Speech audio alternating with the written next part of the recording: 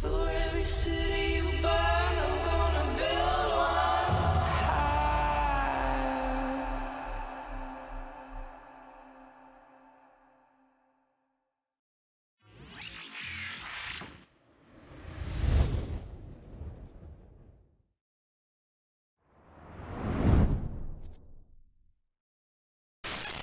Greetings, fellow Empyreans. I am Ashtarothi, the voice of New Eden, and this is, what is it, March 7th, YC127, and this is the Eve Universe Show.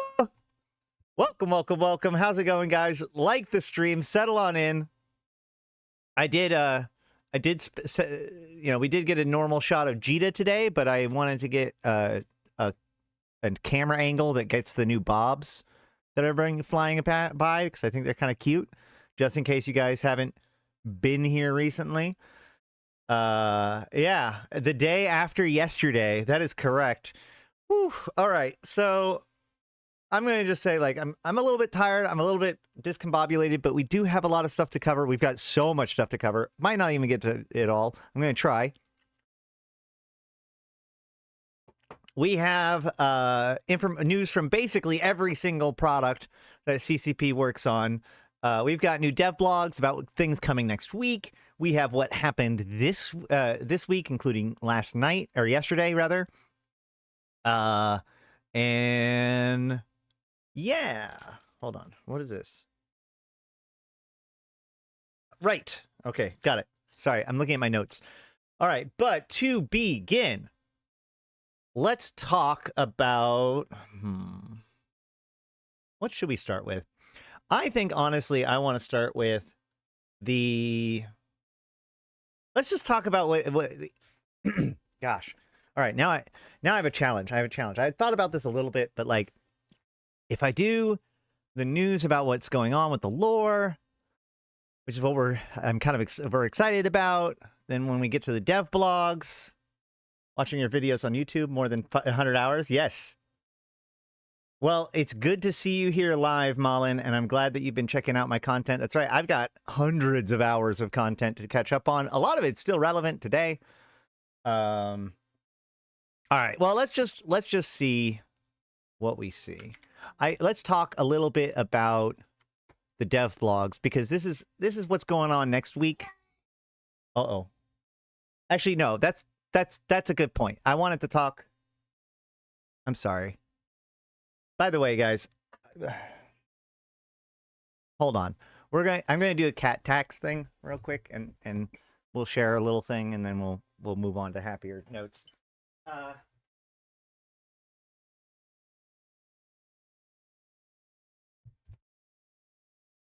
right, here is the cat tax, and of course the puppy is with her. But I do want to say, like, for those of you who have been supporting the stream and all that stuff, and we talk about how the likes, comments, and subscribes help out, they do.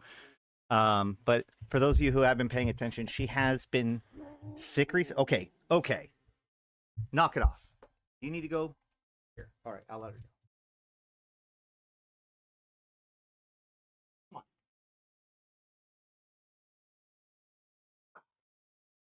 on.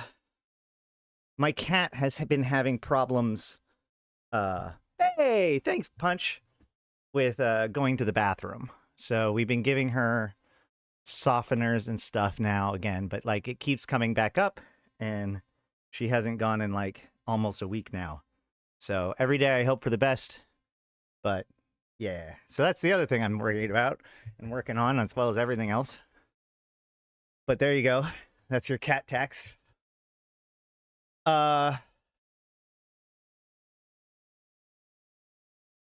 What's up, Ragtag? Punch, Bad Boy? Everybody here? Okay, so let us jump into some of the news. Speed evolved more. So there's a series of dev blogs that have been posted. Next week is going to potentially be a pretty big week. Let's actually take a little bit of a step back. So a couple weeks ago, we did a video on the monthly economic report, which, by the way, we have a new monthly economic report, which we should be looking at a little bit today. In fact, you know what? Whatever. So we have this monthly economic report, and we looked at it last month too. And the big thing that's going on right now with the monthly economic reports that a lot of people are paying attention to is this right here. So the mineral price index is at a we already did treatments for her like a couple months ago. So it's one of those things that like we can't just keep doing it. I don't know. Either way. So the mineral price index is at what amounts to an all-time high, right? And you know, a lot of people have blamed the Equinox changes for this, et cetera, et cetera. We talked about this before in a longer post that a lot of people actually seem to have really liked. So I'm glad. Where I pointed out that we have things like Mexilon and Pyrite spiking, as well as you know, the morphite that they're talking about as being a major like choke point within production. But I have pointed out last time that one of the other things that's going on is this giant spike in production that has only increased since we talked about it. Okay, so production continues to go up even though mineral prices are flat, right? So anywho, the point is that the player base has assessed that there is this gigantic problem with the cost of minerals. They have their own arguments as to why. And it is true that like even lower tier ships have almost doubled in cost in the last 6 months or so. But again, mostly because of like shifting changes in mineral prices, etc. So then CCP came out with their their developer letter for the year. And they had CCP Ritati, CCP Burger, and CCP Okami. And they did introduce CCP Okami by his title and everything like that. But for as important as CCP Okami seems to now be, I don't feel like they properly introduced him to us. Like we barely know who he is, and he's one of the most three most powerful people when it comes to the decisions of game design, game development, and EVE now. And the other thing to point out is, remember, Equinox was supposed to, at least on some levels, make nullsec happy, and they've made a lot of changes as they go through Equinox and into whatever we're in right now. I want to say Renegade, but that's not it. It's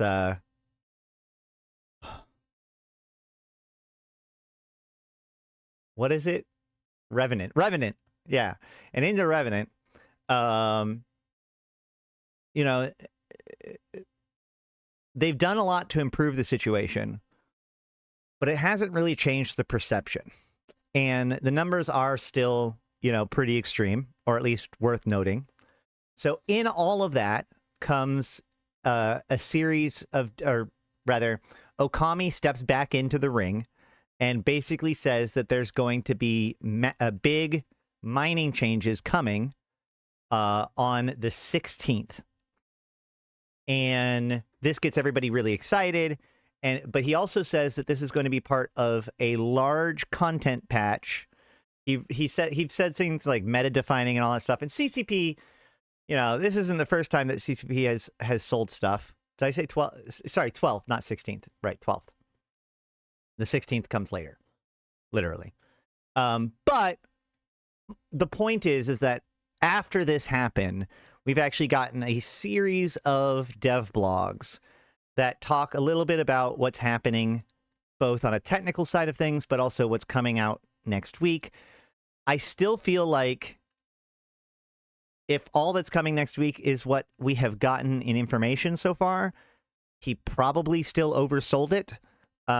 But either way, we do have this really big blog that's all about mining and what is coming and what has happened. So let's go ahead and start with this one. And I haven't read it like 100% yet. I've skimmed through it, but I kind of wanted to wait to be able to talk about it with you guys.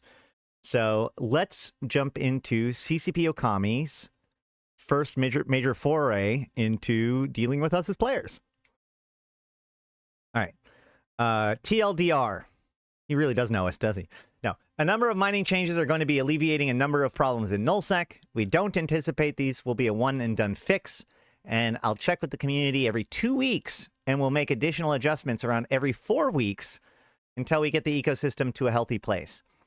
I am curious as to whether or not we all can agree what a healthy place looks like, because one of the things I talked about is the fact that when it comes to the economy of Eve and the industry of Eve and the markets of Eve, the idea of a balance is kind of a mistaken objective, right? Because it is Eve Online like isn't exciting because it's stable. It's exciting because there are things happening in it.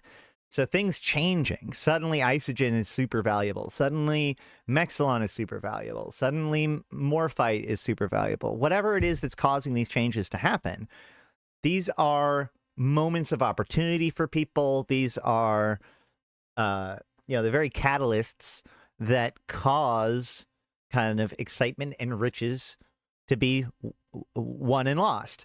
So I don't think that the objective of balancing should be to achieve balance as much as it is to achieve stimulus, to achieve a lack of stagnation, whatever.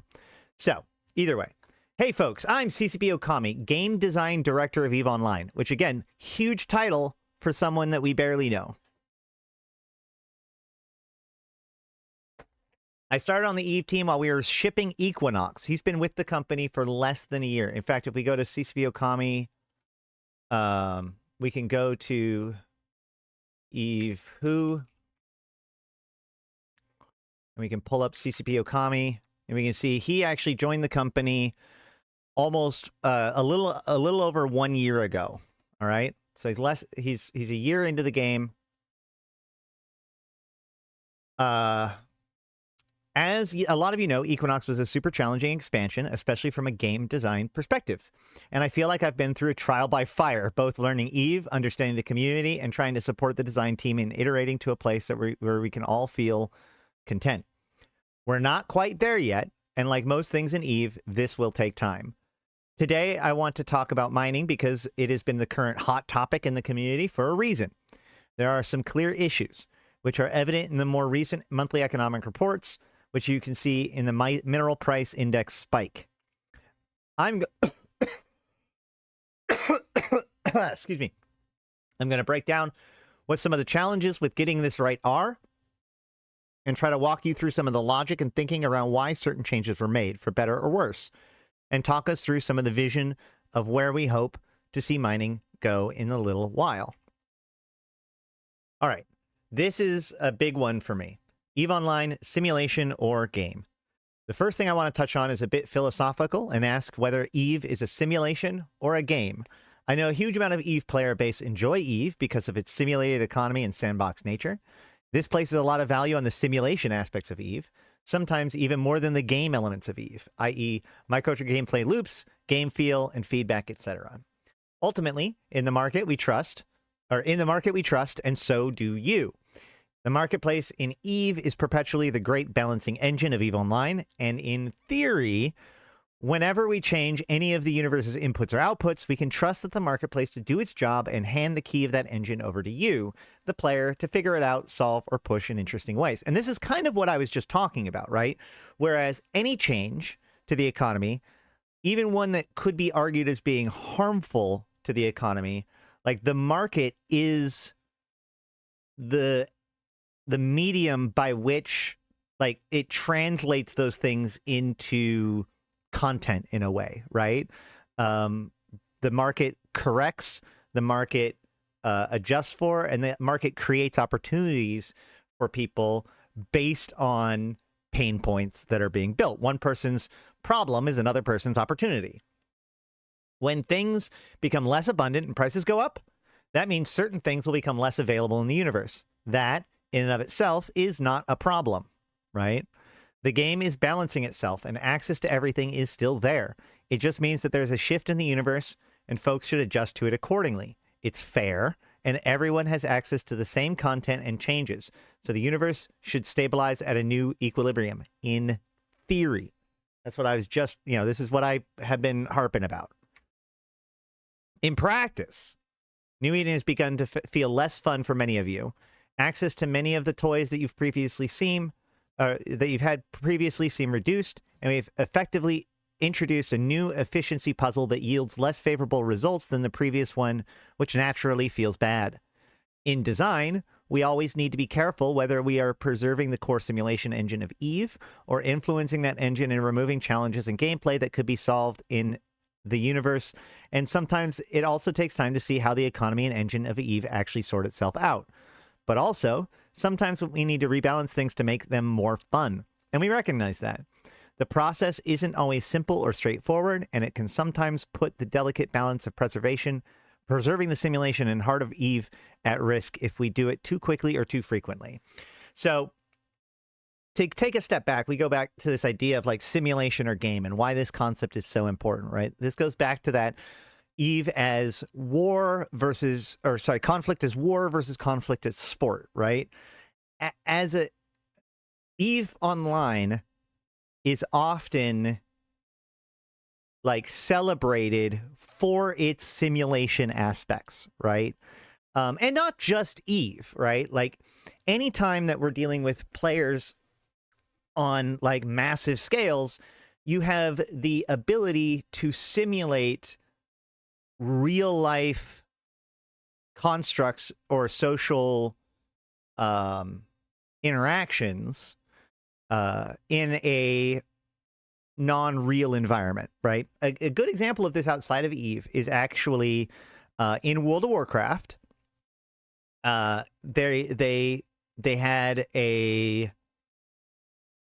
was a boss that had a mechanic where it would infect a person with a poison, right? Like a plague, a disease. And every so many seconds, it would do damage to the person, but then it would also check to see if there's anybody else within 5 meters or 5 kilometers, a certain range. And if there was, then they would be infected by that plague. And this was designed to be part of a boss mechanic, right? To make it so that whoever gets the plague has to run away from the rest of the group in order to get that removed. Otherwise, it would get spread to the entire group and everybody, and it would just be too much damage and you would die, right? So that's the mechanic. But what a player did was they discovered that if their pet had this disease, they could put away the pet. And then at the end of the fight, when the disease gets cleansed from everybody, it wouldn't be cleansed from the pet. And so then they could go to, say, the middle of the auction house in the most busiest city in the town or in the game and pull out their pet, and it would cause this plague to spread within the city. And then from there, from the original carrier, we see it spread to the players, and then it spread to the NPCs. And the problem with the NPCs is that once it spread to the NPCs, it became endemic, right? Like players could theoretically make a different behavior. You could quarantine them and all that stuff. But the NPCs were relatively everywhere. They had big hit points and they wandered around.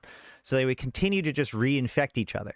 So then, like, the city starts becoming more and more infected, and people are trying to escape this infection. And some of the people that try to escape are also infected. It's a very slow damage on people, and so they're able to carry that infection to whole new cities. And sooner rather than later, this infection had started to spread across Azeroth to the point where CCP Blizzard had to take down the servers in order to solve the problem.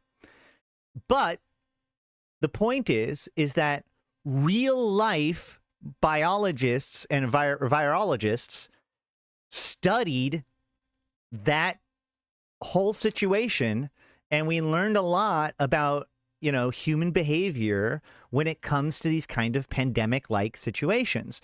And ironically enough, this story came up a lot during the COVID lockdowns, and during that whole time, seemingly we've learned nothing from our simulations, but that doesn't make it not a interesting simulation of real life behavior that emerges from the properties of the game, right? Okay, so EVE Online, you may not know this, but EVE Online is actually in the Museum of Art because of how well EVE Online has effectively simulated, social situations, political situations, economic situations. The real life economists have studied EVE, plenty of psychological studies on EVE, the massive social groups and hierarchies that are developed in EVE naturally. We think of things as being scripted or planned or obvious, right? Like, obviously the Caldari crisis site will be completed first. There's more people doing stuff in Caldari space than anywhere else.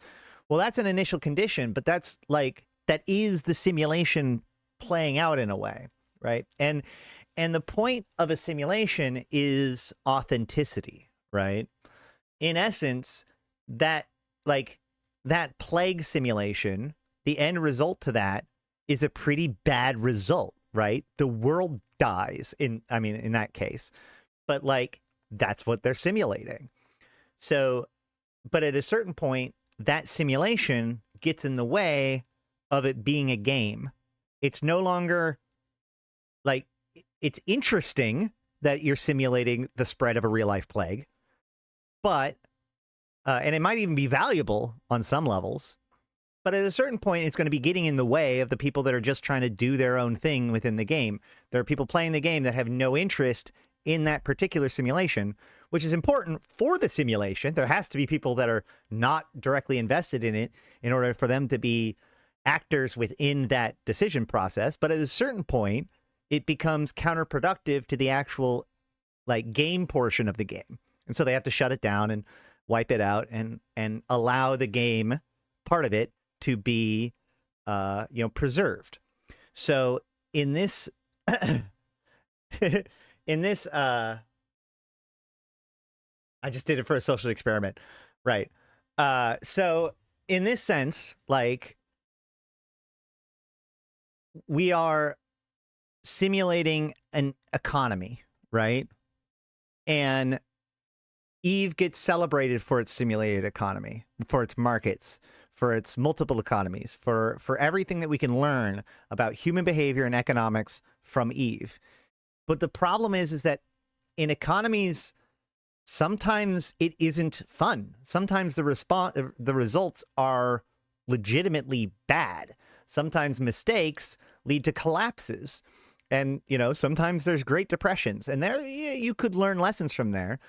But at a certain point, you got to remember that everybody who's playing EVE is opting in, not only deciding to spend their time with it, but in many cases paying $20 a month or equivalent in-game effort in order to participate in this, right? So on the one hand, we want to have an accurate market simulation. On the other hand, we need to respect the fact that it is a game, right? In a real life, there are winners and there are losers. And there are probably more losers than winners in a lot of cases, right? In EVE, there are in a lot of ways no shit jobs, right? There's no dead ends. Everything kind of has to also be a game. So CCP supports stuff that may not necessarily work per the simulation, right? So how do we balance this? How do we respect the simulation while at the same time understanding that it's a game that we need people to actually play? How do we trick people into playing a game and thus participate in a simulation, right? That's what we're really, really playing at here. I play EVE, therefore I am. What if we are the sleepers? All right. And this idea of feeling fun is it's always a big deal. And this is something that I see game developers get to a lot, where you do see this, especially in like PvP scenarios, where the players will be like, this sucks. And then the developer will be like, objectively, it's fine.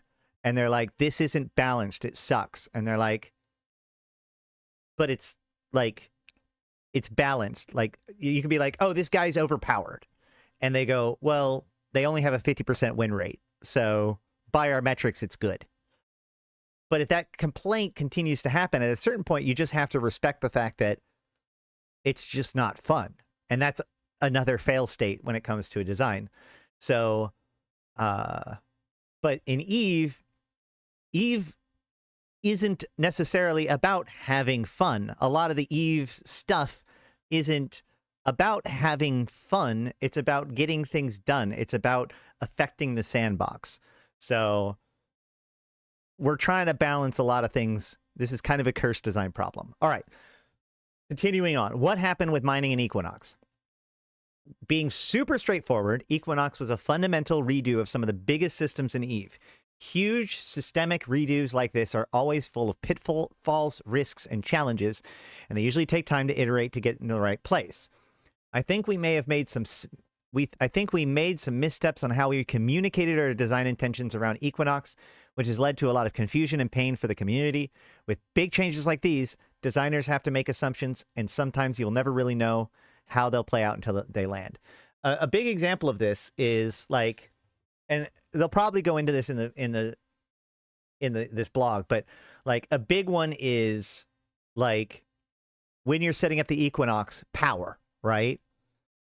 The idea is that like we're going to create topology within space. Some systems that were bad before are going to be really good. Some systems that were good before are going to be bad. You know, because there's new conditions that make systems good or bad. And like some of your systems will be good, some of your systems will be bad, some of your systems will be good for something. And so you'll use those systems. You have to lay out your empire and be like, okay, well, we've got power here, but we've got personnel here, so we'll route it to there. And, you know, like interesting decisions when it comes to the different values of systems. In practice, people just looked at this and was like, oh, half the systems in the game can't fit the best mining module. This sucks, right? It didn't matter. Like from CCP's point of view, it's like, well, you just find the correct systems and like it makes different systems interesting in different ways. That's cool. But in the end, that level of interest wasn't something that player base was interested in, right? In the end, it can be as cool as you want, but if these are the systems that you have, then you want to be able to use the systems that you have, right? And so you risk sacrificing too much of the actual utility, fun, and value of owning your space and liking the space that you own by making a lot of that space like valuable in different ways outside of people's control. What's up, McGruber? All right. Okay. The changes we made were we introduced Tier 1 and Tier 2 mining upgrades that allowed sovereignty systems owners to choose which ore spawned in their own space. We made more ores available in nullsec with greater amount of flexibility and choice via Sov Hub upgrades. We introduced new ores into these sites that were curated but for Equinox's flexibility. And the sites had more asteroids with lower amount of low to medium volume. One of the main goals of Equinox was flexibility, the ability to choose which ores your organization wanted to spawn and prioritize in your Sov space. This flexibility could, in theory, lead to groups of nullsec becoming fully self-sufficient. And this was, of course, the big concern. And like, in a lot of ways, this happens whenever we have big changes, where often we forget what the conditions and the problems that existed before that the changes were trying to fix, because the changes fixed them. And we focus a lot on the problems that those changes magnified or didn't fix. So in this case, you know, back in 2019, one of the biggest problems was how fully independent nullsec was. And so we had a lot of rebalances that made it so that not everything could be gotten in nullsec, right? And this is what caused isogen to spike and a lot of the other, economics that we got. And so the idea was with this nullsec change, we're going to add that flexibility in. Flexibility is incredibly powerful, right? So if you're going to increase flexibility, you might need to reduce overall maximum power, right? Because that flexibility is a type of power inherent to it. So therein lies their problem of when they go into this design, we want to give them this flexibility, but it has to come at some sort of balancing cost. Otherwise, we'll just reset the situation back to the problem that we had before. However, when designing something like this, we have a counterbalances for every benefit. If nullsec can provide all of its ores for itself, we have to consider how to ensure that it also just doesn't become completely dominant in the mining ecosystem and give breathing room to other parts of space.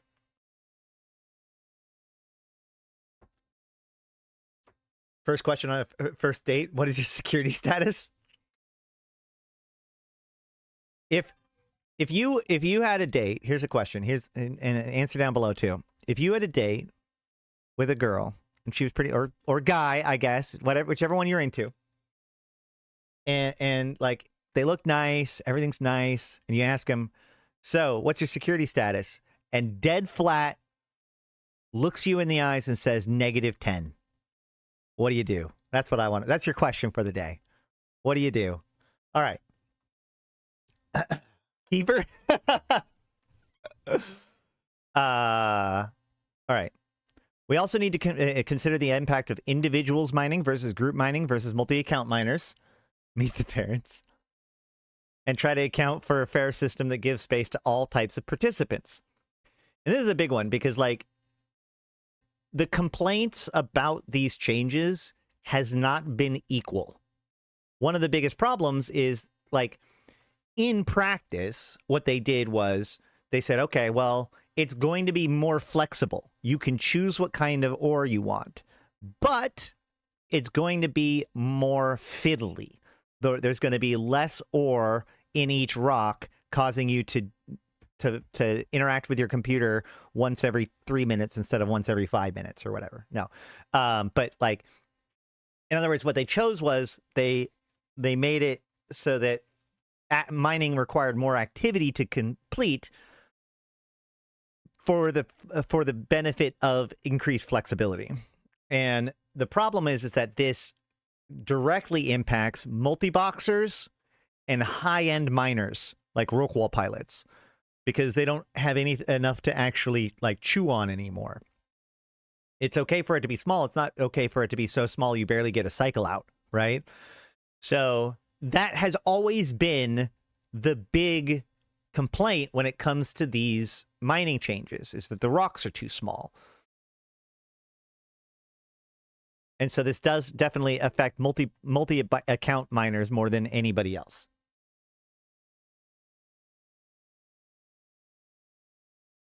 I don't, what's embarrassing, doing a Who Is game at EVE event and everyone coming up to you for the Who Is -10? I'm in danger. All right.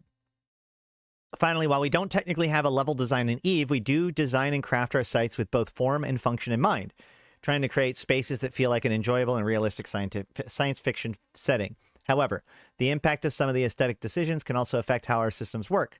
The radius of our sites in Equinox was bigger than the average site, and there are more rocks that were more spread out, along with set decorations that I know folks have feedback on. We wanted to make them feel more like a real, genuine, chunky, and aspirational asteroid field. That's another great one, right?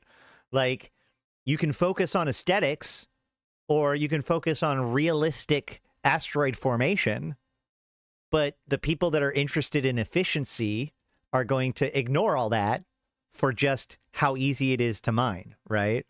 It's like actually during the ratting changes, they made it so the rats warped in. And I don't care what Reddit says.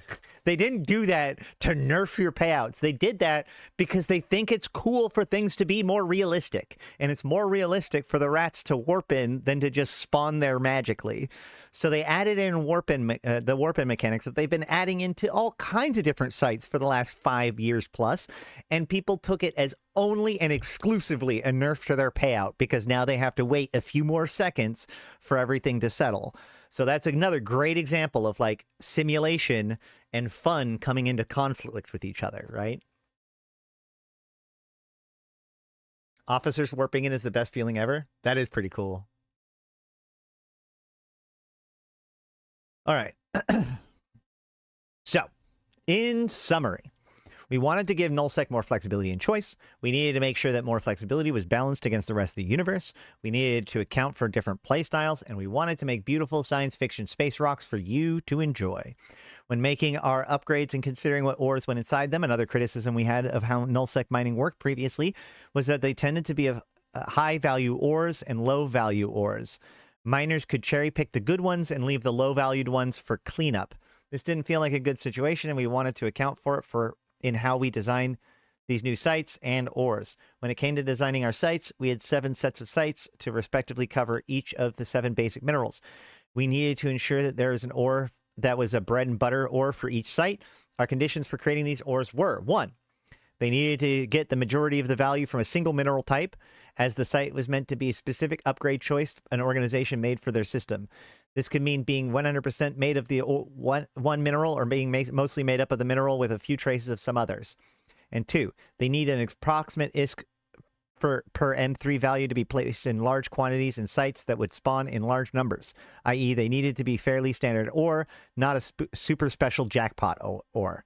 Okay, so again, not again, but just reading this, what I can see is, in a lot of ways, game design won, right? Like, this doesn't feel very simulation to me. In fact, I would argue that an important part, and I think that this is something that we've kind of gotten away from in mining, is the idea of prospecting, right? That not everything is worthwhile.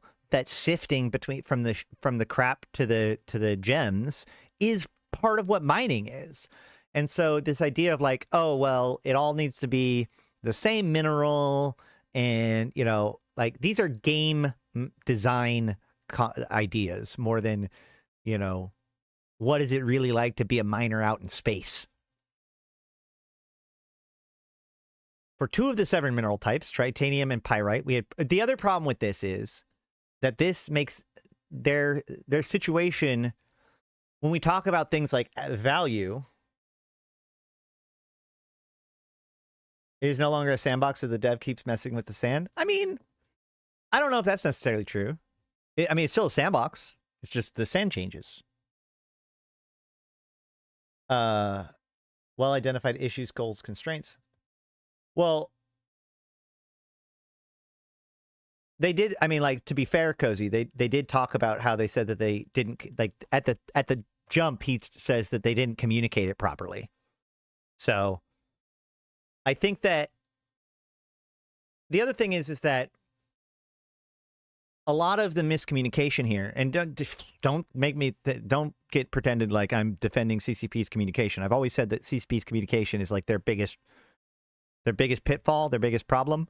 But like, they were attempting to communicate a system to make sure that we understood it. Like, to them, like, it was important for us to comprehend the Equinox changes, not to understand the justification for the Equinox changes. Yes, of course they keep making the same mistake. Some of it because it's hard. Some of it because we suck. And some of it because it's just a complicated thing. And some of it because, I don't know, they don't like communicating.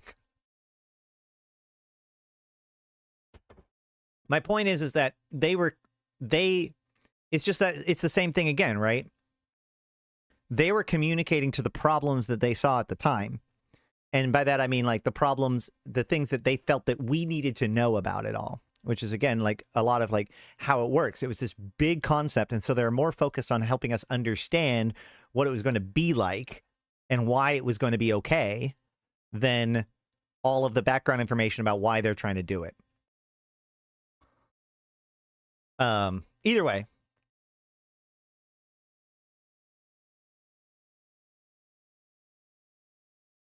for 2 of the 7 mineral types, titanium and pyrite, we have pre-existing ores that met those conditions already, feldspar and mordinium. For mexilom and noxium, we had made more ores in the game that met the first condition, so we made Chryllixium and Noxite. For Isogen, Zydrine, and Megasite, we had ore that met the first condition, but they were too high up the value curve, i.e. jackpot ores. So we made new ores to meet the second condition. Grimir, Hezomrime, and Eugenite. They're intentionally low to medium density to account for the ISK per M3 value. Now that we have a clear breakdown of some of our goals, intentions, and approach, I'm going to touch on some of the places where things went wrong and what some of the challenges are. The first is that we couldn't fully anticipate the correct distribution of choices. Sorry, this goes back to what I forgot to say this. One of the biggest problems here, we're going to see how much this actually plays out in the description of it, is, so pay attention. They're trying to make it so that the ores are focused on a specific mineral type and that the ISK per M3 is balanced. That second part kind of flies in the face of everything else that they've been doing, right? Like, going back to the beginning of what I was saying, like, the entire point of balance is to make changes, to make things go out of whack, to make suddenly a giant spike in one thing over another. In other words, like any of that happens is going to be exasperated in this situation. If you actually try, if your goal is to balance the ISK per M3 of all of these different ores, then what you've done is created a balance that's incredibly sensitive to any change within those values. And now you have another thing that's out of balance. And you could argue that that's like a way for it to adjust itself.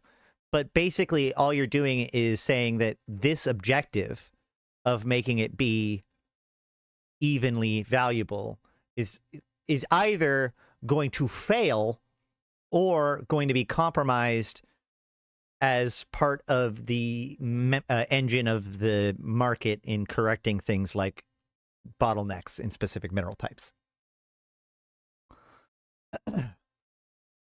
So the first is that we couldn't fully anticipate the correct distribution of choices of upgrades and sites across the universe and what total percentage of maximum ore volume generated by the site per day would be mined.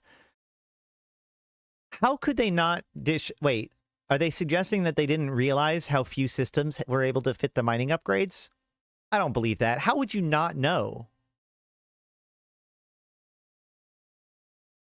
This could be seen as a hybrid approach, merging styles to correct it. Plus, we can assume that they are viewed as an initial state and already out of balance, and they wanted to create a new baseline. True. Yeah, no, there is a way that you could argue that, like, yes, this is, it's intended to be, but my point is that, like, if that's your goal, my concern is that, like, are you going to keep trying to change things in order to make that right? All right.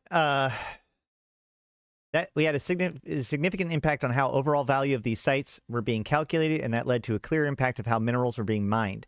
Next, many of these sites were actually balanced to be more valuable than previous sites. However, due to how the rocks were distributed and placed in sites, it meant that there was also an increase in micromanagement, effort, and labor, which leads to both a tangible felt decrease in value and a shift in paradigm that has been regarded as a confusing change. That's a really good point, actually. So, like, I talked about how, okay, well, that flexibility comes from additional fiddliness. But what they're saying is that in practice, it was interpreted as, I now have to do more work for the same value, which feels like a nerf to people. That, yep, I can see how that's a problem.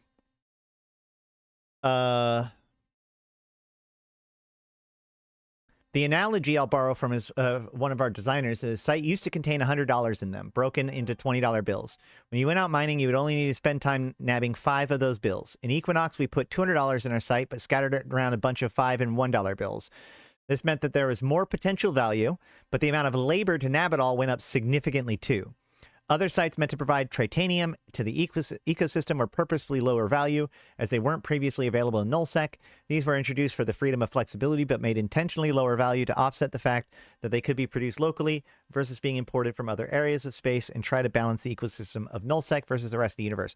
One of the problems, this goes to like CCP has a desire to balance the universe. In other words, make it like it's not good for nullsec to not need the other areas of space. So like nullsec having highsec ore is considered a premium from that perspective because, you know, you normally wouldn't be able to do that. But from a perspective of a player who their alternative is that they've just have like a market of stuff that's imported in from highsec or whatever, that still just makes that ore not worth it. They're mining for the value of it most of the time. So since they're not using the same metrics to determine worth, the player base aren't going to come to the same understanding of the value of these things as CCP does, right? Finally, we're able to start...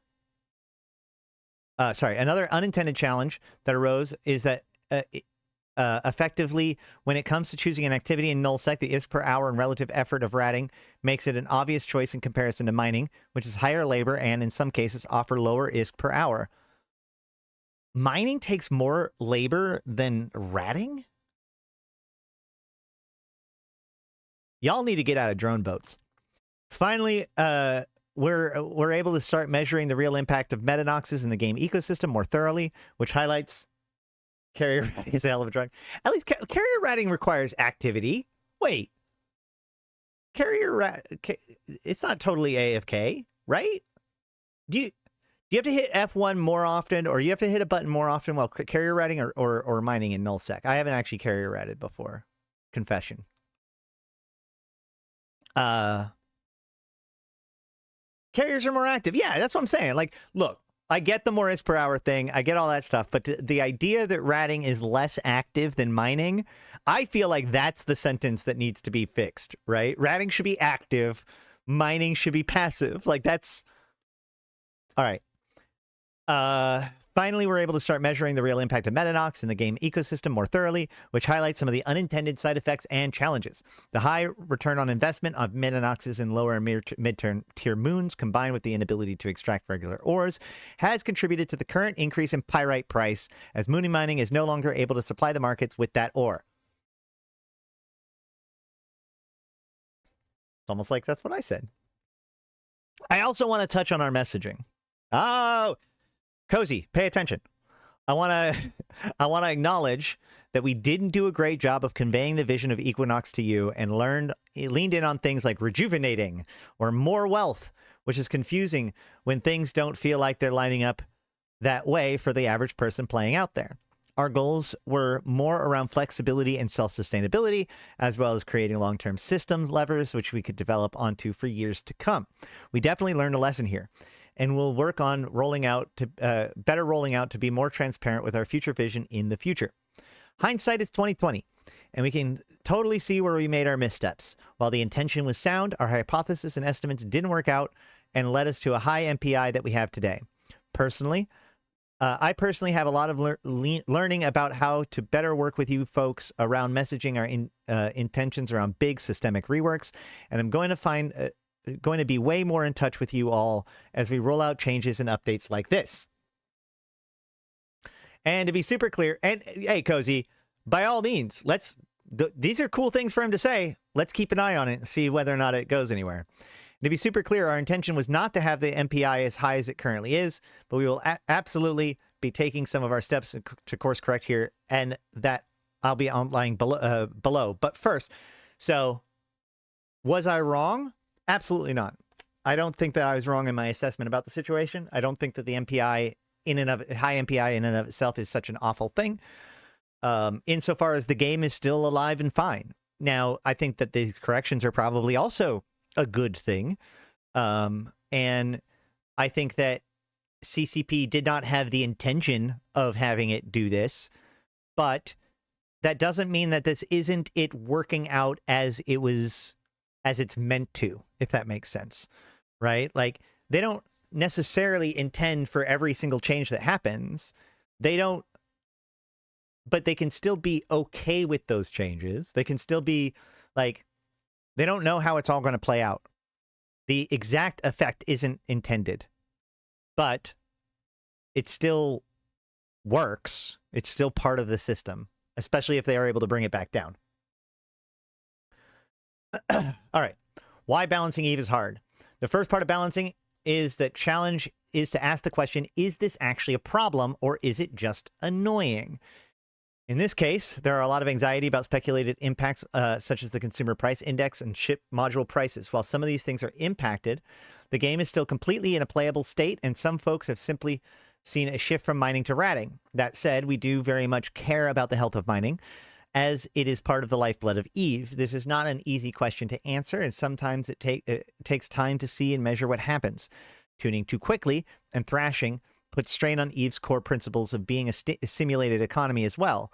It can usually take about 3 months to see what the real impact of a change in Eve economic engine is, and sometimes upward of 6 to see how the simulation begins to stabilize and come to an equilibrium. The next part of tuning an issue like that is challenging is that we have to consider stockpiles.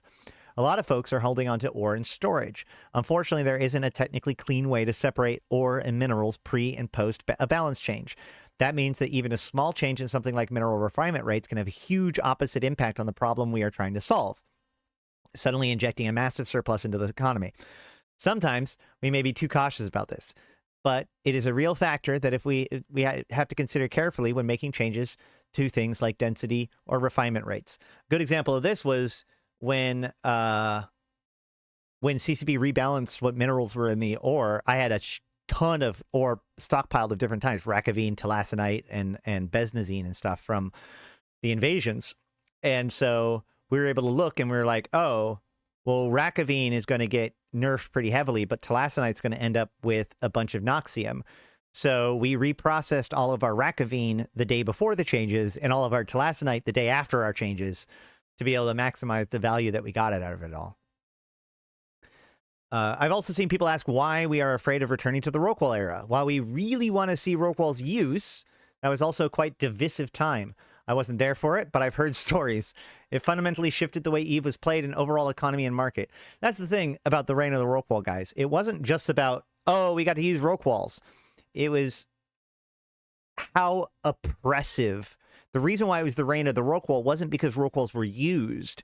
It's that Rockwalls were so ubiquitous that every other kind of mining was basically suppressed. The sheer amount of minerals that were being processed by Rockwall pilots made it so that all other kind of mining in the game was basically irrelevant. I think it was like more than half of all mining in the game were done by Rockwalls. It fundamentally shifted the way, and remember, one Rockwall is like 6 people under the best of conditions when it comes to mining barges and stuff. For some folks, it was a lot of fun. For others, it removed aspirations and challenges. To us at CCP, it was unbalanced and unintentional way to change to the game that we're still feeling the echoes of today. So absolutely, we'd love to see Rockwalls in space, but we need to take a more measured and safe approach to how we get there. Yeah, it's okay for Rockwalls to be good. It's not good for Rockwalls to reign. Well, no, the reign of the Rockwall was definitely not intentional. You got to understand, when Rockwalls were rebalanced, people did not believe that Rockwalls were going to see use even after the rebalance because of how fundamentally different people understood mining then than now. I remember my buddy was like, it doesn't matter if the panic is 5 minutes or 20 minutes or an hour if there's no one coming to help us, because people didn't care about miners back then. People, you see nowadays so many more players where they are hardcore PvPers or other players or whatever, and also mine. Like, that was almost unheard of before. Mining was seen as like a shit detail that real players didn't really worry about, and it was mostly for like parasites. So very, very, very fundamentally different relationship between the player base and mining. today than it was prior to the reign of the Rorqual. What are we doing next? So with all that out of the way, we are making some changes now and in the future. Care bearing. Yes, exactly. I'm going to lay out some of these for you on March 12th, right? 12th. Yes, excavators are very spooky. On March 12th, we will be releasing a major Revenant major update in EVE Online with a number of significant game and meta balance changes. We hope you like them. Many of them have been informed by super rigorous conversations with our current CSM 19, and we are monitoring the discussions among players taking place in various community platforms. Below are the changes we'll be making to mining in particular. So, yep. So next week on the 12th, we're going to see Revenant major update with significant game and meta balance changes. I assume based on this text that this means more than just these mining changes. So that's one of the reasons why we're talking about this. Now remember, so after the 12th, the 16th, which is 4 days later, is the deadline for the turning in. Well, we'll get to the events and stuff. Never mind. Spoilers, I guess. Ore anomalies generated by both T1 and T2 prospecting array upgrades in nullsec have been rebalanced to contain higher quality of ore distributed across fewer but larger asteroids. This is to help address the fact that many of these sites have been expressed to be too small and inefficient, as well as having increased micromanagement due to rock size. We're adding a T3 mining upgrade for SOV hubs that will introduce much larger rocks and have roughly 3.5 to 3.6 times the ore of a T2 site. I mean, the anti-Care Bear never fully ended. As a person local, half an hour commenting on Care Bear Paradise. I mean, look, you say that, but like, seriously, no, like, if you were part of a null group and you were like an industrialist or a miner, a lot of people were hostile to you because you took their money and, you know, you were seen as like, well, you just profited off of the alliance without actually helping with the defense or, you know, whatever, right? Like mining, the relationship between player base and mining has changed so much since Lifeblood. Okay, this is to help create larger, more chunky sites that also entice some capital mining. So T3 mining upgrades, I wonder how much that's going to be for like power and stuff. Mercoxic site spawn from T2 and T3 upgrades will be more plentiful and will distribute more evenly across systems that have the upgrades instead of clustering. This is to alleviate some of the inefficiency brought around acquiring Morphite that is impacted by how our sites are currently being distributed. Morphite was the most impacted by a lot of these changes, which I still think that Morphite should be a very valuable thing. I mean, obviously it's one of the, like, it's the big nullsec ore, and it is the big difference between T1 and T2 stuff. So, yeah. Mordinium will have a 5% increase in refinement rate. Stockpilers rejoice. I know you're holding on. So, yeah, if we have Mordinium, which is from AO Blue Star, border ore, asteroids, etc., do not reprocess that until this comes out. Anyone not in fleet was shot at during most operations. Yeah. Like, literally, like, actively hostile to their own miners. This will help alleviate the pyrite availability issue that is largely being caused as a knock-on effect of Mednox moon drills. New ore deep core strip mining module that will reduce waste on Mercoxic mining. This is another lever to help with the Morphite faucet issues currently. Increase magmatic gas costs of Mednox moon drills by 35%. So that's going to increase the cost to operate Mednox moon drills, not by 35%, but probably closer to like 15 to 20%, because remember, there's also fuel and other stuff like that. We feel that Metanoxes were unilaterally too cheap to run and anticipate that this will have an impact on the overall number of Metanoxes and on the moon goo and associated mineral market. So this is actually an interesting change because, like, this has two effects. One, well, first of all, it makes, so Metanoxes now need more magmatic gas than before. So if you had the same amount of Metanoxes running, you're going to require 35% more magmatic gas to run them all, which means that the demand on magmatic gas is going up, right? The supply of magmatic gas probably won't go up per se because people have already put skyhooks on lava planets and are already like the amount of magmatic gas per lava planet isn't going up. The supply of magmatic gas isn't really going up without anything else changes. If the same amount of moon drills, the same amount of skyhooks, the demand is going to go up. The supply is not, which means the cost of operating them is going to go up twice. One, it'll go up because it takes more, and because the stuff that it takes more of is going to go up in price because of increased demand.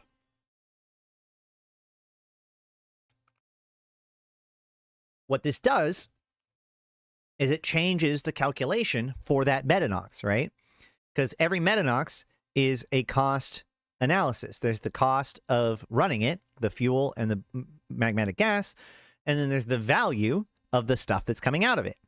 The value of the stuff that's coming out of it isn't changing, but the cost to run it is, which means, you know, like if you map out all the moons across all of the universe and see what's profitable, the moon, like basically all moons are going to slip down the rung a little bit of profitability, which means a lot of moons that people did see valuable enough to put mining drills on, they're no longer going to see that value. So moon drills could stop, lowering demand a little bit until a new equilibrium is met, right? But in the end, this could reduce the number of moon drills that are running because the quality of the moon that it takes to justify that moon drill, it now requires a higher threshold of value to be worth it. I was getting there, Jeremy.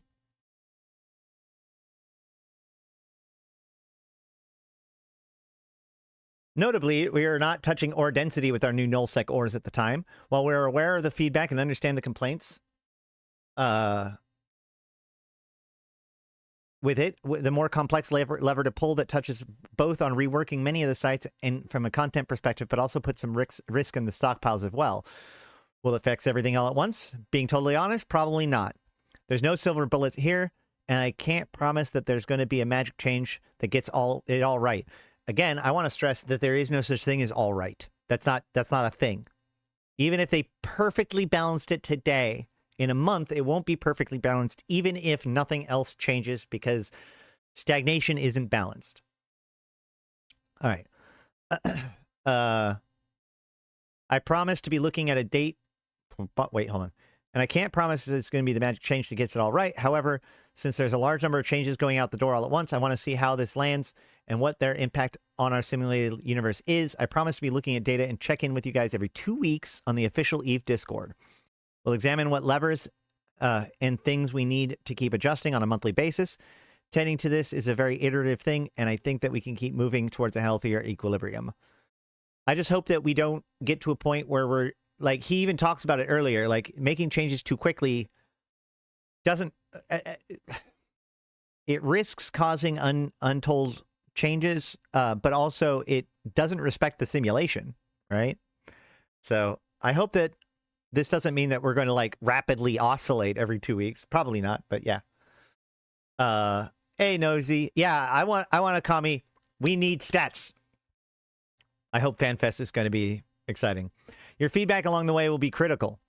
I'll be transparent about the impact of the changes as I can. I'm also going to leak an upcoming expansion feature. I think it'll help some of you folks out with organization and planning since some of these changes, notably the T3 mining upgrades, are going to put some tension on how you plan your SOV space. We are developing a better way of managing your SOV upgrades and making it so that you don't have to destroy upgrades that you want to or currently feel like you need to remove. Effectively, you'll be able to install as many upgrades as you like, shuffle them, and online and offline them easier. This will give you all better control and flexibility over your SOV space as per our goal with SOV. I want to arm you with this information as it'll help with the decisions that you make around how you plan your SOV space once these new upgrades are released, and alleviate potential anxiety about you needing to destroy upgrades to make space for T3 mining ones. You still have to do that until this feature is released, but that's a decision you can make and plan around. A final point I'll make here is that this is, in my experience, that it is A final point I'll make here is that it is my experience in game development, especially in an MMO like EVE, that the best way to resolve issues is around gradual and consistent tuning. I hope you've seen a bit of the influence in more balanced updates and patches recently, but I also want to apply that to this mining issue. I know some of you may have hoped for more specific changes, and those aren't off the table, but I think the way that we get there is through assessing this regularly, communicating with you, and continuing to nudge things in the direction they need to go, rather than taking a big change and leaving it until we get a chance to do another big update. Hey, Nick. Yeah. It should be in the comments down below, but here it is. I've been having great conversations with you all about mining in Discord, and I'm taking notes of all the feedback I'm getting. I think there are some great opportunities to bring more focus to this super important profession and role in EVE in future updates and expansion. The future of mining. Now I want to share with you some future visions on mining. I'm going to give you a heavy caveat here that some of these things are very real and in our near future, and some of these things are just discussions that we're having internally. Are they going to bring up ring mining? Please bring up ring mining. Anybody remember ring mining? I want to share both because I'd love to hear what is interesting to you folks and spur some conversations as well. We'll set up an official post on the EVE forums to hear out your ideas and feedback as well. What was Nick's stream? Capital mining. This is something we're totally committed to. We want to get roll quals back in space. Not only do they provide a very cool role, they're great ships that a lot of folks have invested a lot of time into obtaining and are eager to get back into. We need to do this one in a measured way that doesn't lead us back to the divisive roll qual era, but this is a very real thing that we're actively talking about. Ring mining was not mining through a camera mounted at the front door. No, so, okay. For those of you who don't know, there was, like, way back, like, when I first joined the game, CCP Soundwave was the game design director, just to put things into perspective. But the idea would be that multiple mining ships could go to planets with rings around them. And, like, you would kind of drudge something between the two ships to attempt to mine the rings. And it was this really cool idea. It was one of those, hey, thank you, Danny. It was one of those really cool, like, pie-in-the-sky ideas that CCP were known for that basically went nowhere. TTP. We have completely foregone TTP, Noisy. We have left that Rubicon behind. Yeah,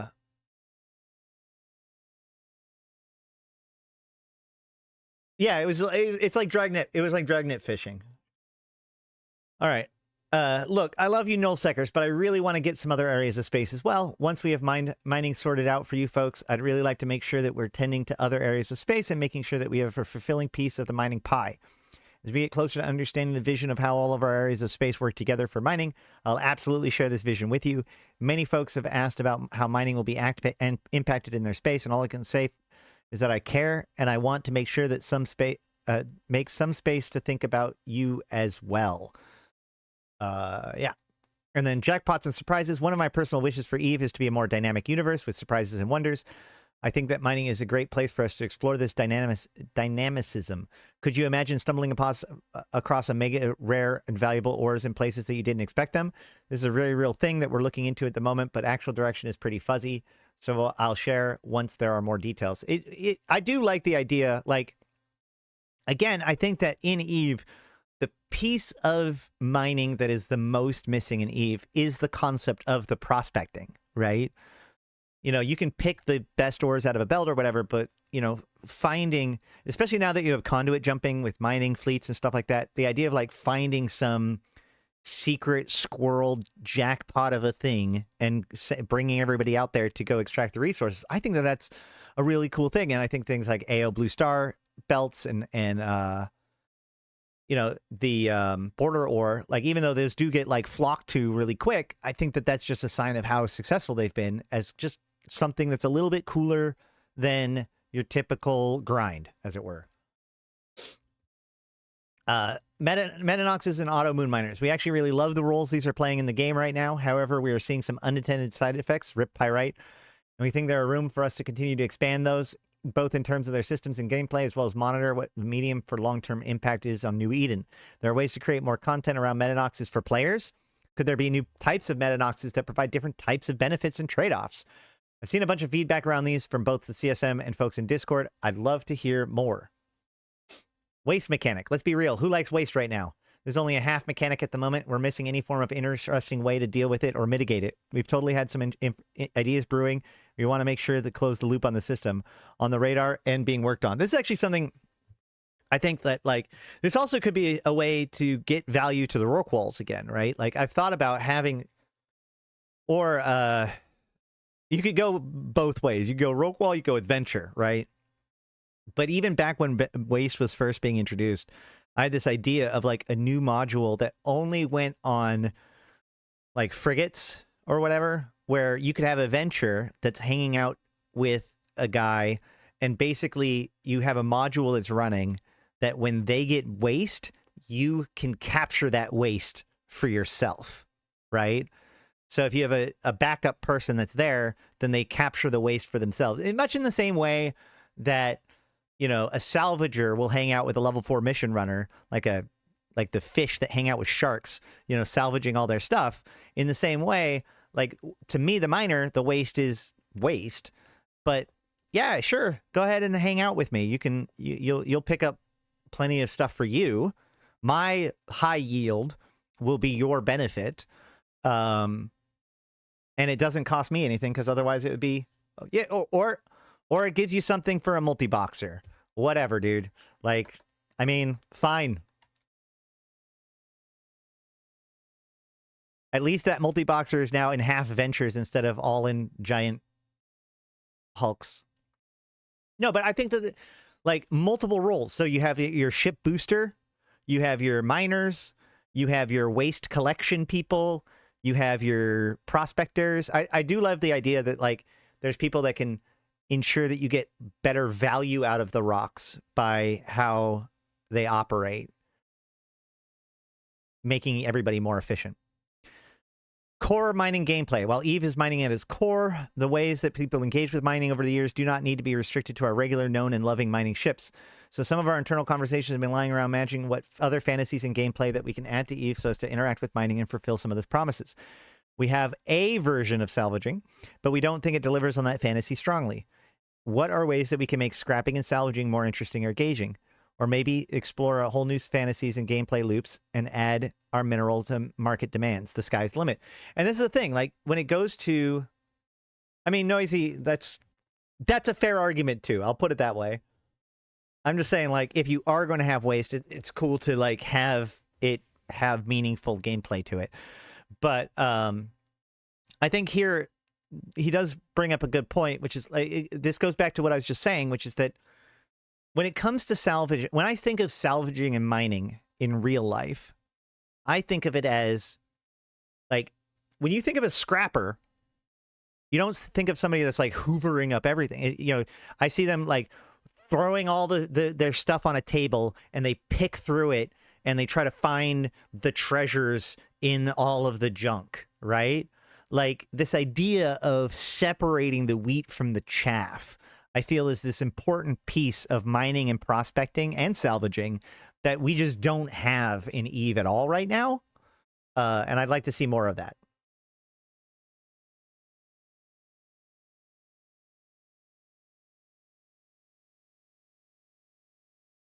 Connecting it to boosters would just make it a cost. I just think that, like, you could have a rock wall who's dedicated to be on field, and it just ensures that the waste gets scooped up by people. I don't know, whatever. All right. Whoa, that was a lot. Thanks for the time to read all of this. As always, we love our community. Appreciate you all coming along for this ride with us. If we want to chat about any of this stuff, you can find us at the EVE Discord. I'd love to interview some of the CCP people again about some of the stuff that's happening, but I think that this, I mean, I have a lot of hope for Okami. This is a level of communication that CCP has kind of failed to do, especially recently on its highest levels. My concern is that Okami, being relatively new,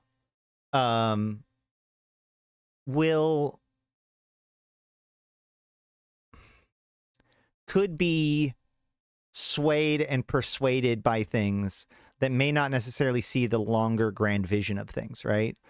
You know, he doesn't even remember the before times. So, you know, I'm concerned that, like, so we have this echo chamber and feedback that comes from information and players that are less than 6 months old going to people, you know, developers. My only concern, my only hope is that we don't make more mistakes trying to act quickly when, as he pointed out at the very beginning, a lot of this is just to create stimulus for the market to adapt to and adjust and respond to. So we're going to keep an eye on it. Glad to see Okami's post. It's very well written, very well thought out, gave us a lot to talk about. Moving on. More FPS for less CPU. EVE Evolved. Performance-hungry capsuleers. A recent EVE Evolved blog discussing how Quasar... Hold on, actually. We'll do it the other way around then. Oh, nope, we already did that one. Quasar for big improvements. So if you remember correctly, like, one of the things that they're doing is they're moving their stuff over to this Quasar system, which is a much more advanced way of handling events within the game, effectively. When we last talked about this, we were talking about how the messenger notification system allows them to decouple Skinner from the 1 second tick of the normal game process, right? Now skins can be changed as often as you want to, not just within the 1 second tick rhythm of EVE's process, with the promise being that more things could theoretically be moved off of the 1 second tick to being more active and reactive.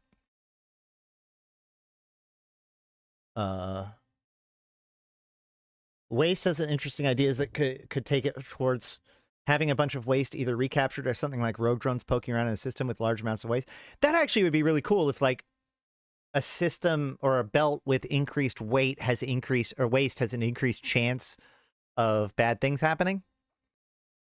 All right. Trinity.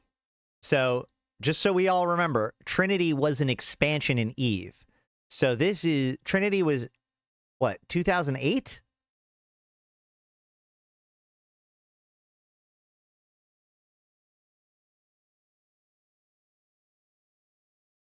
Yeah, 2008. So we're talking about a graphics engine from 2008.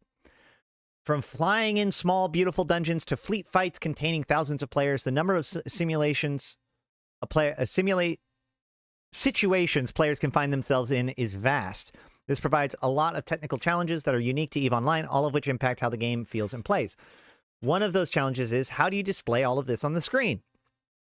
For this, EVE uses its own rendering engine named Trinity.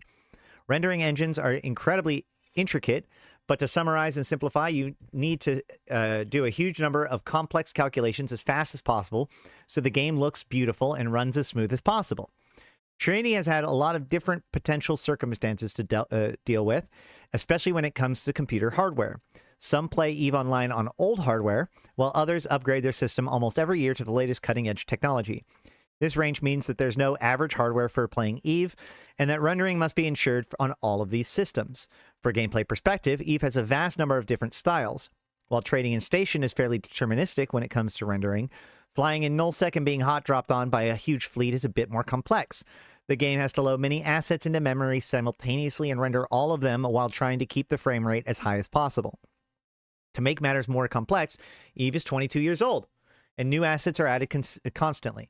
Graphical features added a decade ago would have targeted the computer hardware of that time, but it will run significantly faster on modern hardware. Bringing the latest rendering features into Eve while ensuring existing assets aren't broken in the process can be a challenge, given the thousands of unique models and textures across New Eden. For these reasons, changes to Trinity must be made with care. At FanFest 2023, a future vision for some of the planned changes were presented. One of those features was known as a GPU-driven pipeline. Is a technical change in the way that the CPU and GPU work together. Traditionally, rendering a scene involves the CPU figuring out what to send to the GPU and then the GPU doing the work.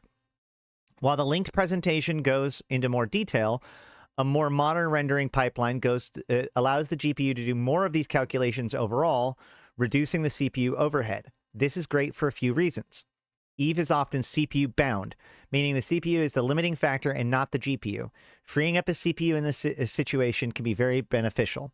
A modern GPU can render more frames with this approach. It is simply faster due to the advances DirectX 12 Windows and Metal macOS offers with modern GPUs. And it makes adding or changing features in the code base easier, allowing improvements to reach capsulars faster. In addition, it simplifies processes for artists bringing new assets into the game.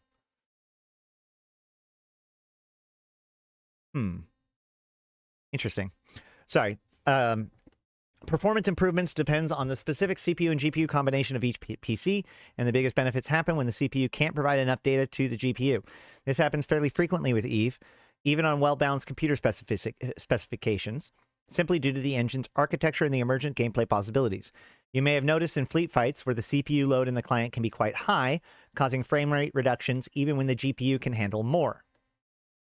In typical computer systems with balanced components, this changes result in significant improvements. In rarer cases, where a fast GPU is paired with a slower CPU, the performance increase can be even more impressive. When changes are made to Trinity, a dedicated tool called Eve Probe is used. It has one job, to allow testing of just the rendering and audio engines. It's lightweight application that excludes other systems needed to play Eve Online, such as UI, network stack, and even keyboard and mouse input. This approach enables reliable performance testing outside of the chaotic live server environment. One of our most popular test scenes is called the Cube of Death, which has been covered in previous dev blogs. In short, the test features 1,000 evenly spaced and stationary ships. They can also shoot at each other, resulting in mesmerizing visuals. It's proven efficient for clear before and after performance comparisons.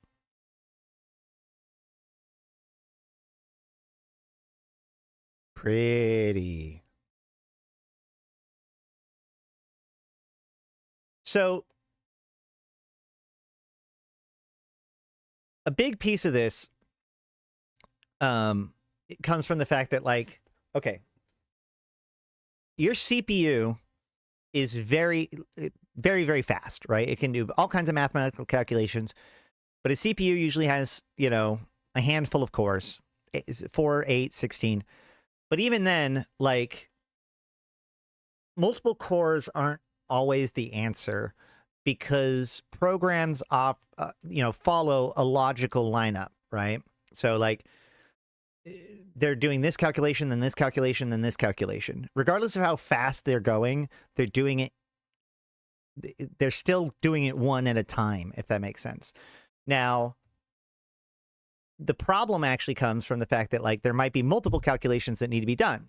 And the computer tries to predict what calculations will need to be done and shunts those to additional cores in order to get that calculation to happen.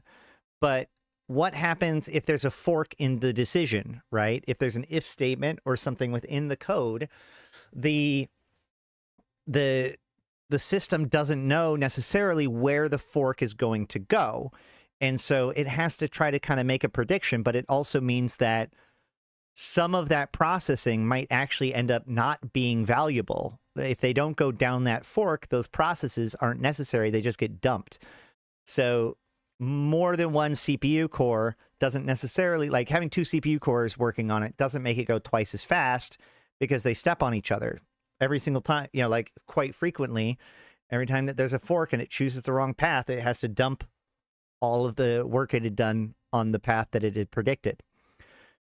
GPU is more interesting because rather than doing one thing at a time, it does the same thing a lot of times, right? So, but it can have different initial conditions, right? So, like, if I have a formula x squared, right, and I have a list of numbers, a CPU would be like 2, x equals 2, 2 squared equals 4, x equals 3, 3 squared equals 9, x equals 4, 4 squared equals 12, right? And it'll just keep doing that. Whereas a GPU could be like x squared, this, and it has thousands of cores. This core gets x equals 1, this core gets x equals 2, this core gets x equals 3, go. And then so in one calculation time, it can calculate all of the x's effectively at the same time. Quantum computing is powerful in a similar way, but obviously gets us. Let's just say I did that on purpose, okay? 4 squared is 16. That's true. But quantum computing does, like, the advantages to quantum computing is very similar, but obviously very different in a lot of other ways. But the point of this is that, so the reason why we call it a graphics processor is because its main function is determining how to render every single pixel on the screen at the same time, right? So you have all of the conditions that calculate the stuff, and then there are shaders that basically are used by the GPU to be like, okay, well, based on the conditions, this is what this pixel ends up looking like, right? And it does it for every single pixel on the screen, every single frame, okay? So that's a lot of power. But the problem is that it's really useful for, like, rendering pixels, because that's like every single pixel on the screen needs to be processed, and that process is basically the same for every single pixel, just with different initial conditions. Really good example of where the GPU can be processed. So if we can build our architecture in a way, because remember, a lot of this stuff was built before GPUs were as powerful as they are. So most programming basically just assumes that the CPU is going to do most of the work. So if you're willing to and capable and put in the little bit of work to make sure that everything's formatted correctly and built to be designed to be run on the GPU, the things that can be run on the GPU can be done way faster. Not only is the GPU better at calculating those kinds of things, but it also just means that the CPU isn't having to calculate them at all, which means that overall your system is able to handle more. So GPU rendered pipeline is very much like the big buzzword when it comes to programming in the last, say, 10, 15 years. And put in the extra work to make it so that you can fully leverage the GPU is something a lot of different engines are working on right now. And it does, in fact, have incredible incredible performance potential.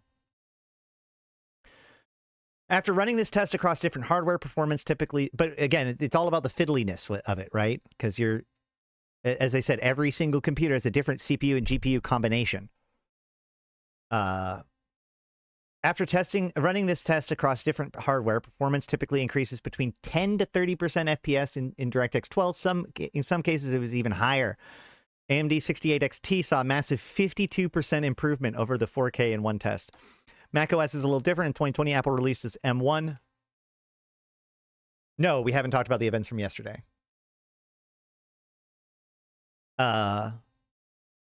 These chips have CPU and GPU and are well matched and work much more closely together than a typical Windows system. Additionally, macOS users have a high resolution screens that push their GPU limit even further. At high resolutions, 4K and above, performance remains roughly the same, but at lower resolutions, this change can increase frame rates by 25%.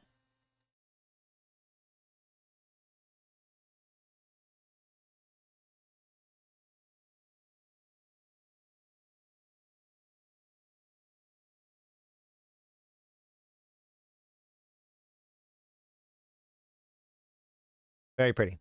The GTX 1060 is now almost 9 years old, so asking it to manage 1,000 ships at the highest settings is quite demanding. These frame rates can usually be increased further by lowering the graphics settings, making it fairly easy to hit 60 frames per second on this card with only minor adjustments. That's quite impressive given the age of the card and what has been asked to render. This increased performance update is scheduled for release in March. Simply ensure that DirectX 12 is enabled in the launcher. If DirectX 12 is not available to you, then you will still get a small improvement on DirectX 11. What's next? The move to the GPU-driven pipeline required significant refactoring of Trinity, but it sets Eve up nicely for the development of more features, unlocking better performance and increasing graphic fidelity in the future. You may have already seen some of these improvements in the mass test last year, such as upscaling and ray trace shadows. Although not ready for release in Tranquility yet, these tests validated the approach taken. A huge thank you goes out to everyone who participated in the test last year and the past weekend. Your contribution really helps. With the GPU now used more efficiently, more situations in the client will be GPU limited, even though the overall frame rate is higher. Upscaling solutions will enable even higher frame rates in these scenarios. More details on how that will follow on that will follow in future dev blogs. This concludes the current series of blogs highlighting Eve Evolved initiatives. We hope that you enjoyed getting a peek into the gameplay. So yeah.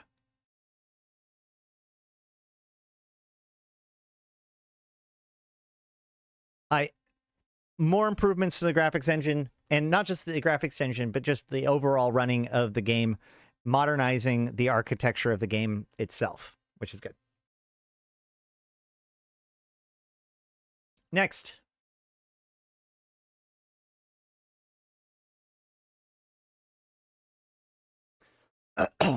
Eve Evolved, the future of Eve's API. Eve Online has always been made of more than just a game. It is a vast ecosystem where players' ingenuity thrives. A crucial part of this ecosystem is the Eve Swagger Interface, ESI, the official RESTful API that empowers the third-party development to create tools, apps, and services that enhance Eve experience. Whether it's market analysis, fleet management, industry, logistics, or intel gathering, ESI plays a key role in how players interact with the game. I am a very big advocate of the ESI, always has been. It's been one of my biggest things. ESI is a scalable RESTful API with SSO authentication, read-write capabilities. For those of you who have no idea what we're talking about, basically the ESI is a system that allows software developers to query Eve's information, both their universe information and character-specific information, and includes an authentication system for doing that, right? So if you've ever needed to sign into an Alliance auth or anything like that, that's so that they can pull your information so that way they can track it or use it for automated tools or whatever it is that they want to do. Like a good example of this is if we go to aderon.org, we can go to public tools and see that there's this faction warfare map is done totally through API pulls. We pull the, I guess they now, pull the API information every 15 minutes and store it in order to populate this chart. And then also, you can, we have there's a tool, hold on a second. So if I log in here with the SSO,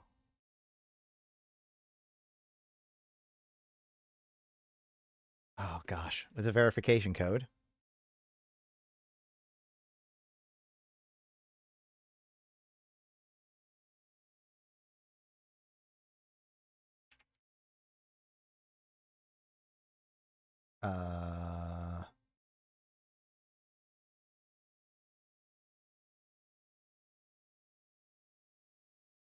There it is. Jeez. I have too many authenticators, apparently.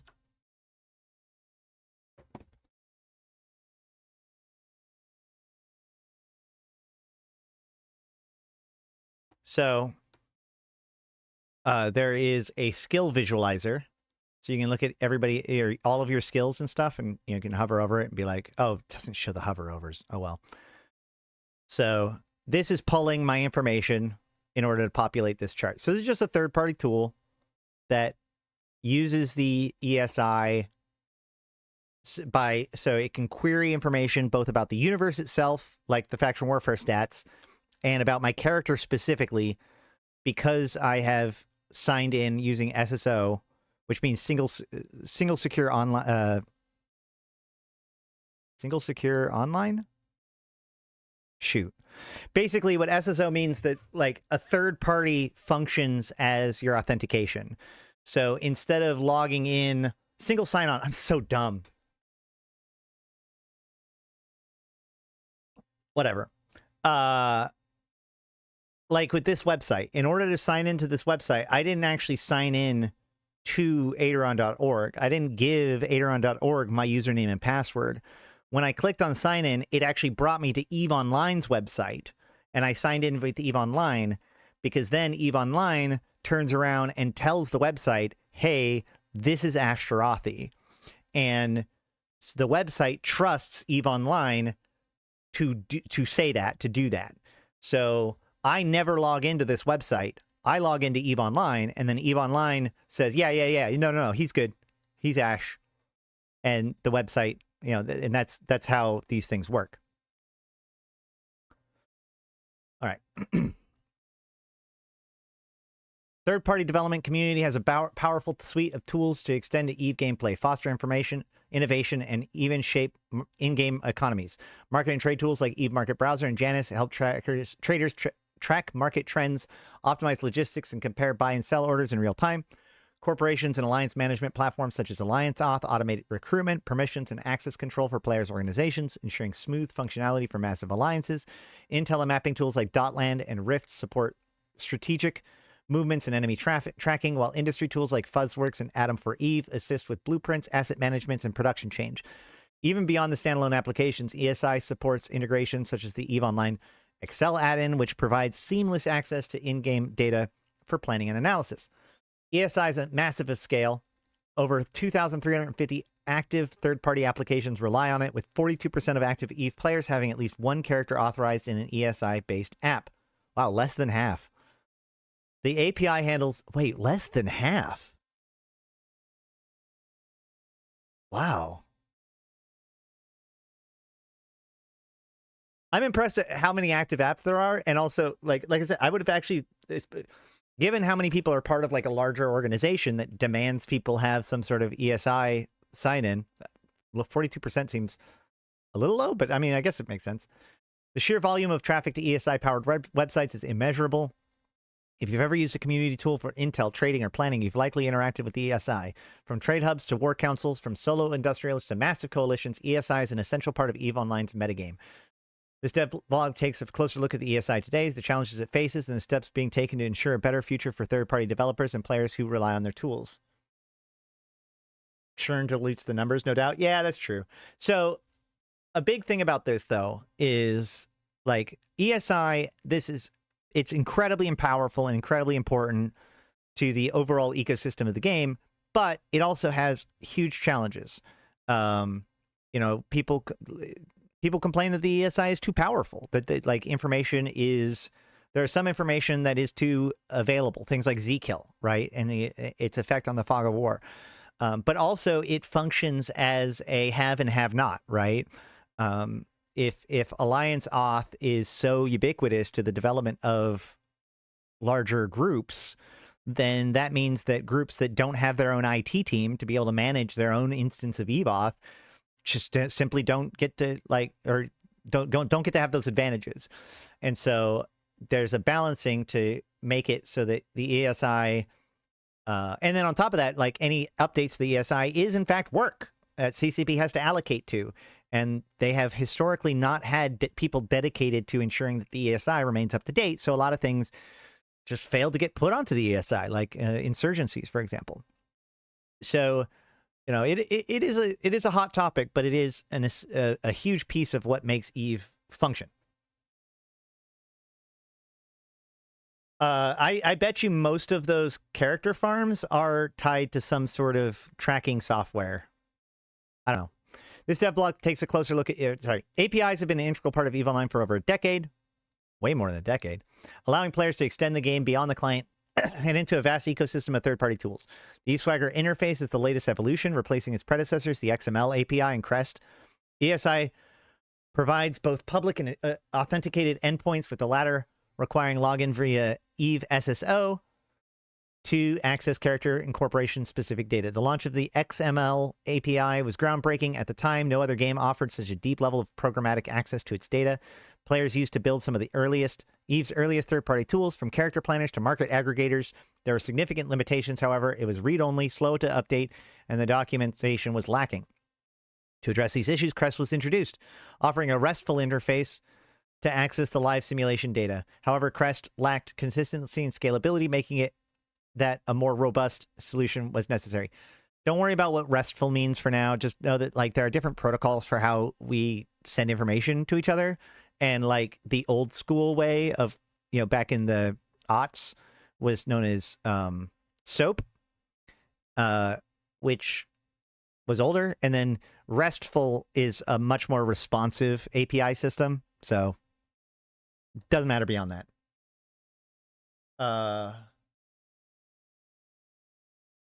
Listening to CSM members who are alliance leaders negotiate for ESI is always fun. Enter ESI. Built on Swagger, now open API, ESI aggregates API specifications from multiple Kubernetes services into a unified API handling routing, authentication, input-output validation, and more. ESI's introduction coincided with Project Sanguine and the first iteration of Eve Portal in late 2016. These projects laid the foundation for a more advanced server architecture with Eve Online, and introduced the message bus paradigm that improved real-time data flow between services. As usage evolved, a higher performance protocol was needed, lending to the integration of gRPC for faster serialization and communication. This shift paved the way for Quasar, a technology designed to further modernize Eve's backend with gRPC, event-driven messaging, and microservices. From the early days of XML API to the modern era of ESI, Kubernetes, and Quasar, Eve Online remains at the forefront of game-integrated APIs. Support for third-party development continues to evolve, and as you'll see, there is still work to be done to ensure ESI remains robust, reliable, and future-proof. Recent developments to the ESI. As you can imagine, there's a long list of improvements planned for the ESI. However, before implementing changes, a thorough evaluation of the platform's current state is necessary. Not just in terms of how it is designed to function, but how it actually operates today and where it's lagging behind in the Eve ecosystem. So we have Eve websites have a RESTful connection to Eve Online backends, pro request events to Quasar.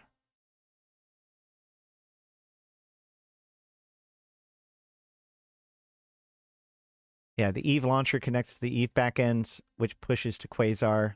Okay.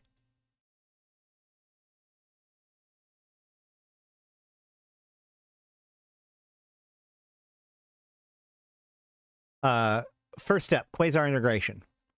ESI predated Quasar, and while communication exists between them, deeper integration could unlock significant improvements. Currently, ESI relies on RabbitMQ, which limits it to handling only requests rather than processing real-time game data. For example, location data requests, where is character X, are cached for 5 seconds to enable mapping tools to track movement. If ESI could receive real-time notifications when a character changes solar system, it could invalidate the cache dynamically instead of relying on fixed intervals. However, integrating Quasar to a more present challenges. The transition requires migrating remaining ESI requests to open a Quasar protocol buffer, protobuf requests, a major undertaking that involves remodeling parts of the Eve universe to protobuf messages. Some of this work has already been completed as part of our future feature improvements, but further progress needs to ensure full compatibility. So what they're basically saying here is that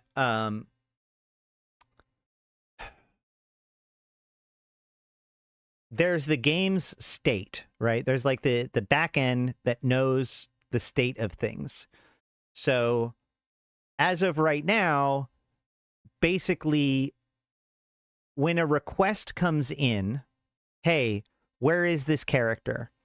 The very first thing that the backend does is checks to see if there is a location, like if so it gets a request to find the location of a character. it first checks to see if it has already figured out where that character is in the last 5 seconds. If it has already done it once, if the information that it has about where the character is less than 5 seconds old, then it can be like, great, here's your information. Otherwise, it has to then take in that request and go and figure it out in the moment. It checks. It's like, oh, where is character X?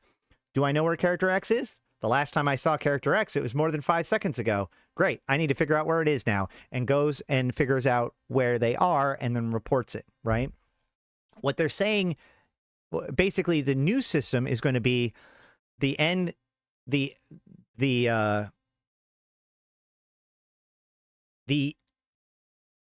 back end has a thing where it's like character X is in this location, right? And so when you ping it, you ask, hey, where is it? And it's like, here it is. And it just knows that information because it already knows that information. But you need to know that you know that information. The way it knows that it knows the information right now is that it checks to see how old, how stale that information is. If the information is older than 5 seconds old, then it knows that it's stale and it needs to throw it away and get it again. But in this new system, basically, it doesn't, it knows that whenever an update happens, it sits there and knows it, and then it receives an update. Hey, that person is moved. And so it updates its internal location for where they are. And it continues every time the person moves, it sends that message across and that updates that back-end piece of information. So now we know that that information is always fresh because the information is being pushed to it rather than it having to pull the information at the time. And if you can have that kind of situation where information can be pushed and updated live, then that is a much more flexible situation for how the backend works. But technically speaking, that is a much bigger ask in how you architecture your data, you know? ESI bookmarks, the not-so-temporary blackout. When the new bookmark system was launched in 2019, it introduced an ACL-based sharing system that conflicted with the ESI. As a result, ESI bookmarks were temporarily disabled. Upon further review, it became clear that ESI bookmarks would need a complete rebuild to function within the updated system. Given the scale of the effort, the decision was made to shut the ESI bookmark endpoint down permanently. I didn't even remember there was a bookmark endpoint for ESI. Is that right?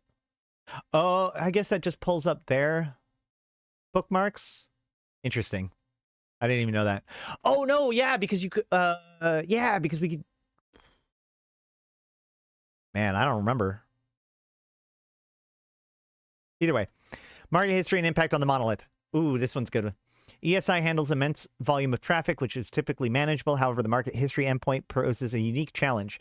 This endpoint provides a 500-day history for a single item on a single region, cached downtime to downtime. If this data is unavailable in cache, it pulls it directly from the market nodes in Tranquility, creating additional strain.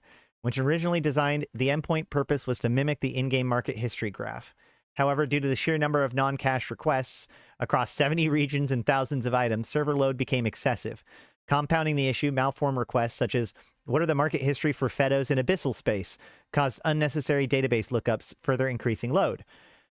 Efforts to block abusive requests turn into an ongoing cat-and-mouse game, with some users circumventing restrictions using AWS and Tor.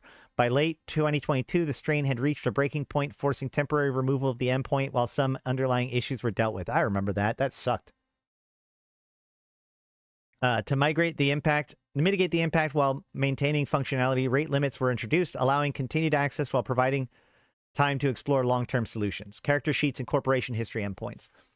Yeah, so like in 2022, especially, we got almost like DDoS level attacks on the ESI endpoint, causing specific points of the endpoint to have to get taken down. In addition to the market history endpoints, high request volumes also affected both the character sheet and character corporation history endpoints. For the corporation history endpoint, a similar solution to the market history was implemented. Since most results were the result of data scraping by third-party applications, a low rate limit was applied to ease server load. For the character sheet endpoint, a different approach was necessary. This endpoint was used by many applications for user authentication, making rate limiting an impractical solution. Instead, caching adjustments were made to reduce direct backend queries. Caching functions similar to rate limiting by reducing unnecessary requests, but rather than blocking excessive queries, it increases the likelihood that previously requested data is served from cache. Since players often log into multiple applications, increasing cache duration raises the chance that multiple systems will reuse the same stored data, significantly reducing backend strain. That goes back to what I was saying, where it's like the very first thing it does is it checks to see how old its data is, and if that data is within its set allotted amount of time to consider it fresh, then it just uses that data instead and doesn't have to make a new query. Towards the future. The aim is to integrate ESI into EVE Online development and expansion cycle, and so several key improvements are planned. Boy, wouldn't that be neat? Can you imagine CCP coming out with features that are actually supported by the ESI when those features are released? That'd be insane. EVE Online backend uses Honeycomb, a monitoring tool that provides real-time visibility to incoming requests, whether it's from the EVE client or ESI. This system tracks request duration, system impact, Quasar monolith, and metadata, offering valuable insights to performance bottlenecks. Previously, tracing only began after a request entered Quasar monolith, leaving a blind spot on our HTTP requests themselves. A recent update allows us tracing to begin the moment a request enters ESI, providing crucial data on which applications are making requests at exactly 5-minute intervals and how effective caching is, including whether cache responses are being utilized efficiently. Although the information was available before, it was difficult to correlate. These enhancements help us make requests more useful, optimize performance, and prevent unnecessary strain on the backend. In other words, letting your user agent will setting your user agent will now be helpful. Okay. Static data export improvements. So the static data export is basically like the universe data, right? The static data import is like all of the solar systems, all the items, all the stuff that like is just the database, right? The static data export is created roughly once per month, containing essential game data throughout that rarely changes, such as ship types, solar systems, NPC stations, agent locations, etc. While some of this information is available through ESI, many developers prefer to use the SDE for efficiency. That's true. So, like, you know, you can just go to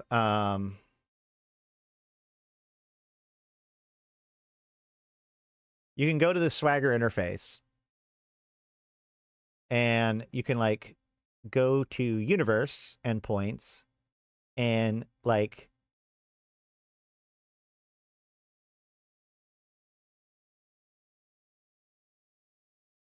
here's a list of all of the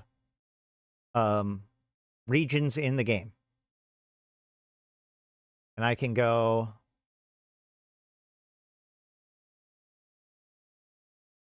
I could go here and I bet you. Nope, that's star ID. Yeah, so I can take one of those region IDs from the region list and I can put it in here as a parameter and execute. And now here's all of the information about this region. Turns out I chose Solitude. Despite its name, Solitude is hardly peaceful and quiet. So this is pulling information directly from the EVE universe information. But rather than hit this endpoint to get this information, I can just download the entire database of all of this, all of the universe data. So that way I can just query my database directly instead of having to do API calls every single time I need some piece of information about the universe.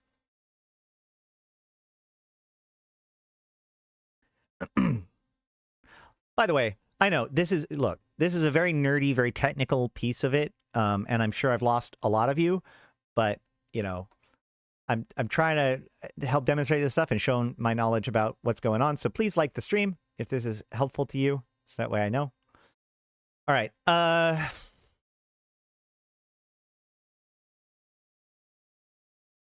Sorry.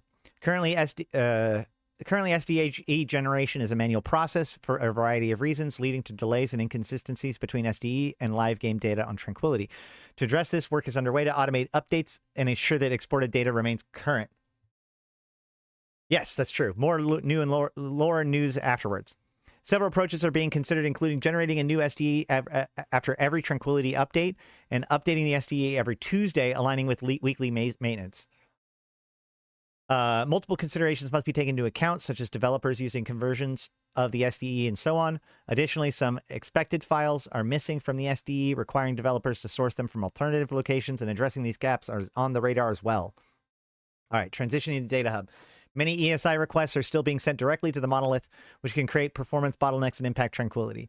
The long-term goal is to transition most read requests to the Data Hub, with an internal system designed to store all game activity for analysis and monitoring.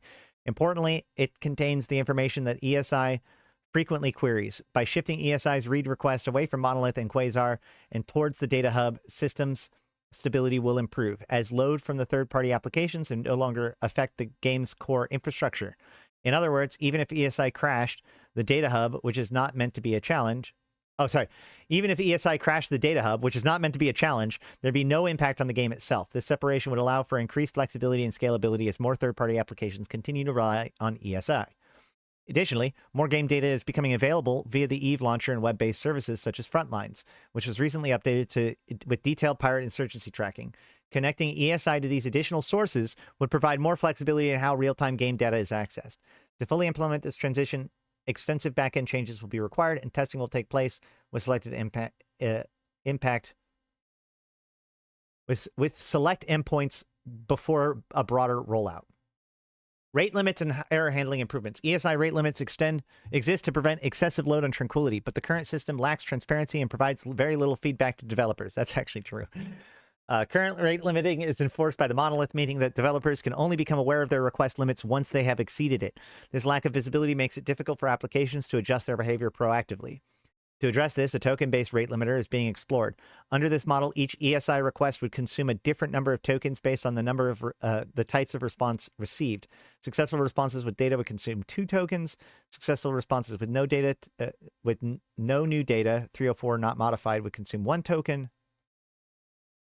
User errors would consume 10 tokens, and server errors, 500 to 599, would consume 0 tokens, removing penalties for backend failure. So, like, if they fuck up, then it doesn't consume a token. Okay. Each endpoint would have a set number of tokens, which would be replenished at regular intervals. This system would provide real-time feedback, allowing developers to monitor their usage and adjust accordingly. Another challenge with the current system, so they're gamifying the backend. Okay. Another challenge with the current system is that error rate limits are sometimes penalized users for issues beyond their control. At present, every failed request, whether the issue lies on the client side or a result of a backend problem, counts as a user's limit. Under the new system, only client-side errors would impact token usage, while server-side errors will not. I don't know if that's a good idea, because, like, even if it's a server-side, so, like, I've seen plenty of code where it's like, if there's an error, try again. Well, that's just going to keep hitting it over and over and over and over and over again, regardless if the problem is on the server side. These ideas are ambitious, for a lot of work is required to get there, but it is definitely worth exploring. This approach would create a fairer and more predictable experience for third-party developers while still protecting Tranquility's stability. The ESI infrastructure is undergoing modernization to align with EVE's updated coding standards and to make it easier to develop and deploy new endpoints. The goal of the ESI: more resilient, improve uptime for third-party applications, and allow for faster iterations on new endpoints. Look, I will tell you this right now. My biggest problem with the ESI, and I've talked to CCP on many different occasions. I'm not going to out anybody by anybody's name, but I've talked to many people in CCP at different times, and it's like, what X should be on the endpoint, and it's like, well, there's a ticket in, but if there's nobody to do it, then it doesn't get done. Like, it's challenging enough to update the ESI. That's the reason why we don't get good updates to the ESI. There's a lot of developers that would love to have the ESI, work with their feature well. But given the fact that it's basically an entire job just to make that work, and there's nobody allocated to it, makes it a problem. So hopefully this fixes that. Several new endpoints are in development as part of the ongoing improvements to ESI, including corporation projects. A new endpoint providing the overview of corporation-managed projects, including contributions, logistics, and financial tracking. Sovereign systems support, updated sovereignty tracking, including sovereignty hubs, custom offices, skyhooks, and mercenary dens. These additions will support recent and upcoming sovereignty changes. Hunting for mercenary dens via API. My first instinct is skyhooks and mercenary dens on an API would suck, considering their uses in the game, but then also, given how CCP has actually implemented it, maybe doesn't matter. Paragon Hub and Skinner integration. New endpoints for tracking Paragon Hub listings, Skinner material usage, and skin license applications. These will provide all the tools necessary for budding skin industrialists. Not really convinced that that one's going to be the most necessary one. What about insurgencies, guys? Come on. And initially, these endpoints will be read-only. Endpoints with writing capabilities will need to wait as they're more complex in execution. Beyond these, additional endpoints will be introduced over time, including support for upcoming expansions and release features later this year. Work will also continue to migrate older endpoints to the updated infrastructure to improve performance and maintainability.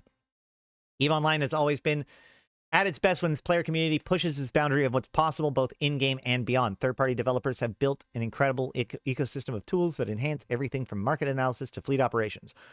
Ongoing improvements to ESI will ensure that developers have the tools, documentation, and support needed to keep innovating. So if you're a developer looking to get started, EVE Developer Portal, EVE Online Excel add-on, community tools and services, Awesome EVE, which is a community maintained list of apps and tools, ESI issues and feature requests, and the Discord. Thank you guys for tolerating me talking about the ESI. You don't like Skindustrialist? I like Skindustrialist. You got to get your skin in the game. Contrary to some people's fear that we won't, we will continue to invest in improving the API, in the EVE API.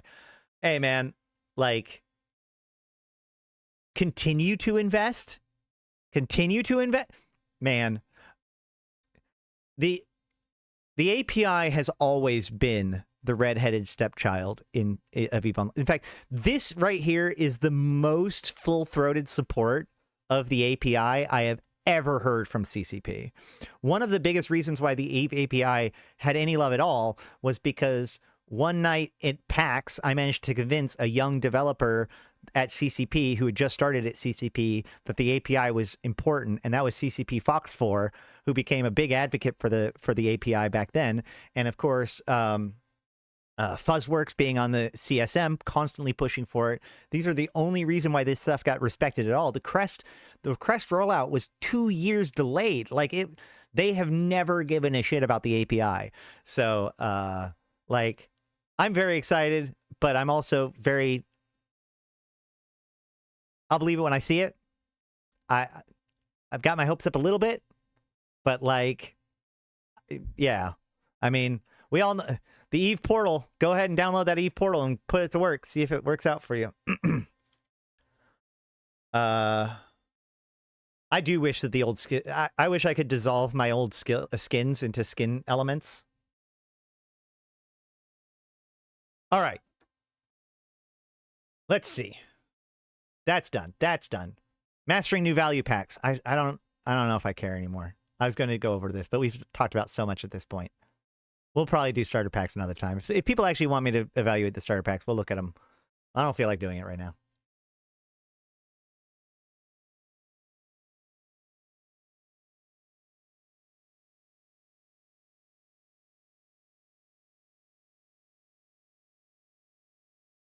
All right.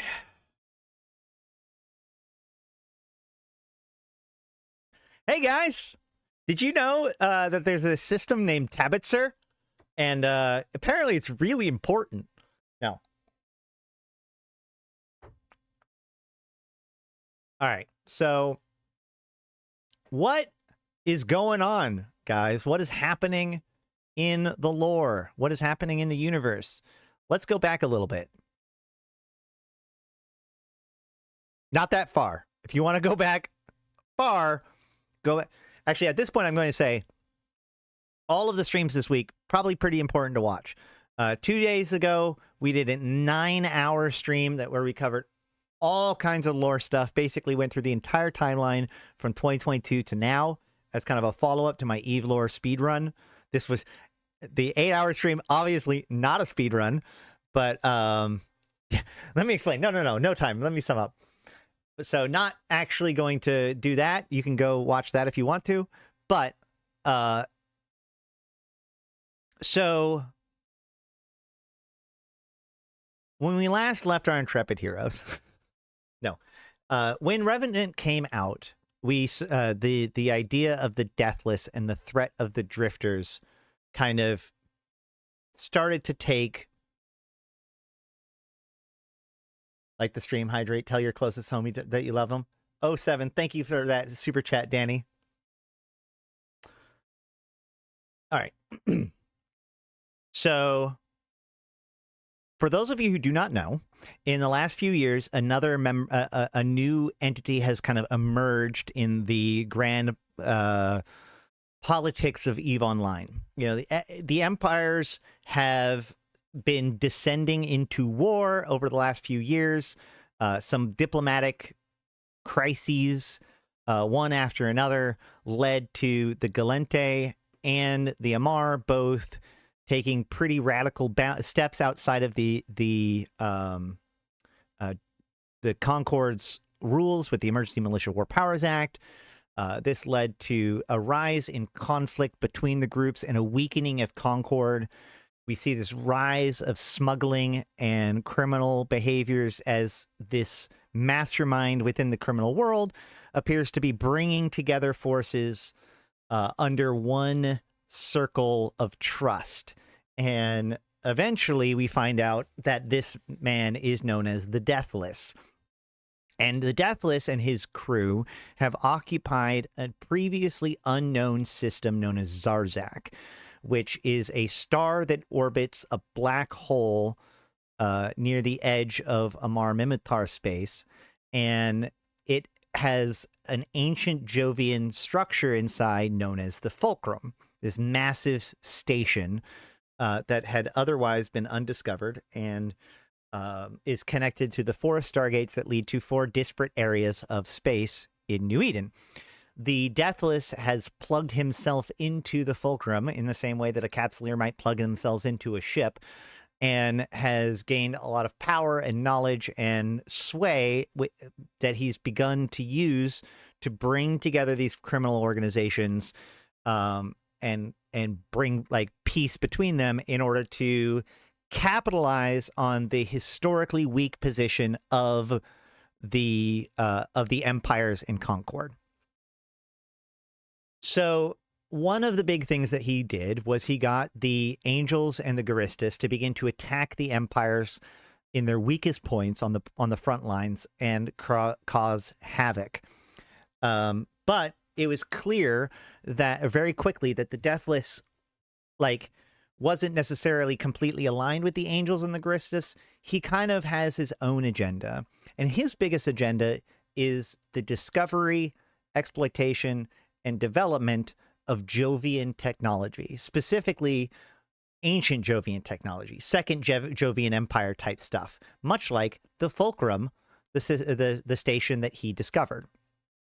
So in the Fulcrum, he found what's called a virtuality, which is like a virtual reality construct, and an entire cloning system, because the Jovians were really big into cloning. Like the Sleepers, as we know them, are actually really advanced Jove that chose to give up the real world to basically permanently lock their clones into a simulation that they now live and sleep in. That's the Sleepers.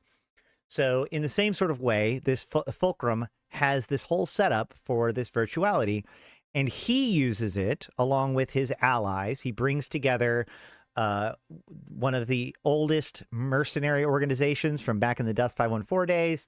He brings them over to his team. They join him in the virtuality, and he develops his own mercenary group to begin to deploy them throughout the war zones for profit. For whoever wants to side with him. In fact, he'll support both sides of the war if that's necessary, or if he can, right? He more wants to be the medium by which war is fought than to win the war itself. But as he's working on discovering these secrets of the Jove in the Fulcrum, this seems to have triggered the ancient drifters. Now, as I mentioned, the Sleepers had their own, they have their virtual reality construct. And within that construct, there are rogue artificial sapients, rogue artificial intelligence that was not supposed to be in the construct, that emerged as a glitch within those constructs, that has effectively taken it over. So if you think like the Matrix, you have Agent Smith. You know, Agent Smith has taken over the Matrix, imprisoned the humans, and is now escaping the Matrix by hijacking their bodies and going out in their own ships. And these are what's known as the Drifters. So the Drifters are tightly connected to the Second Jovian Empire. In fact, the Drifters themselves use the names from the Second Jovian Empires, calling themselves Tyrannos, which is a reference to the tyrants, which were the lords of the Second Jovian Empire. Okay. So as the Deathless continues to experiment with Jovian technology, this apparently makes the Drifters quite upset. And so the Drifters proceed to attempt to attack Zarzak directly.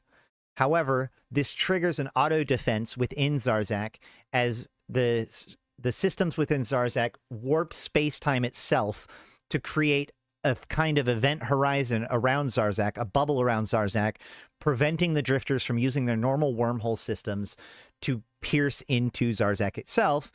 They attempt to siege Zarzak. The players assist in destroying that siege, and eventually the Drifters pull back and plot their next move. Their next move came about a month ago, where now the Drifters have begun attacking in what seems to be semi-random areas throughout the different empire spaces. And they are attacking in order to torture and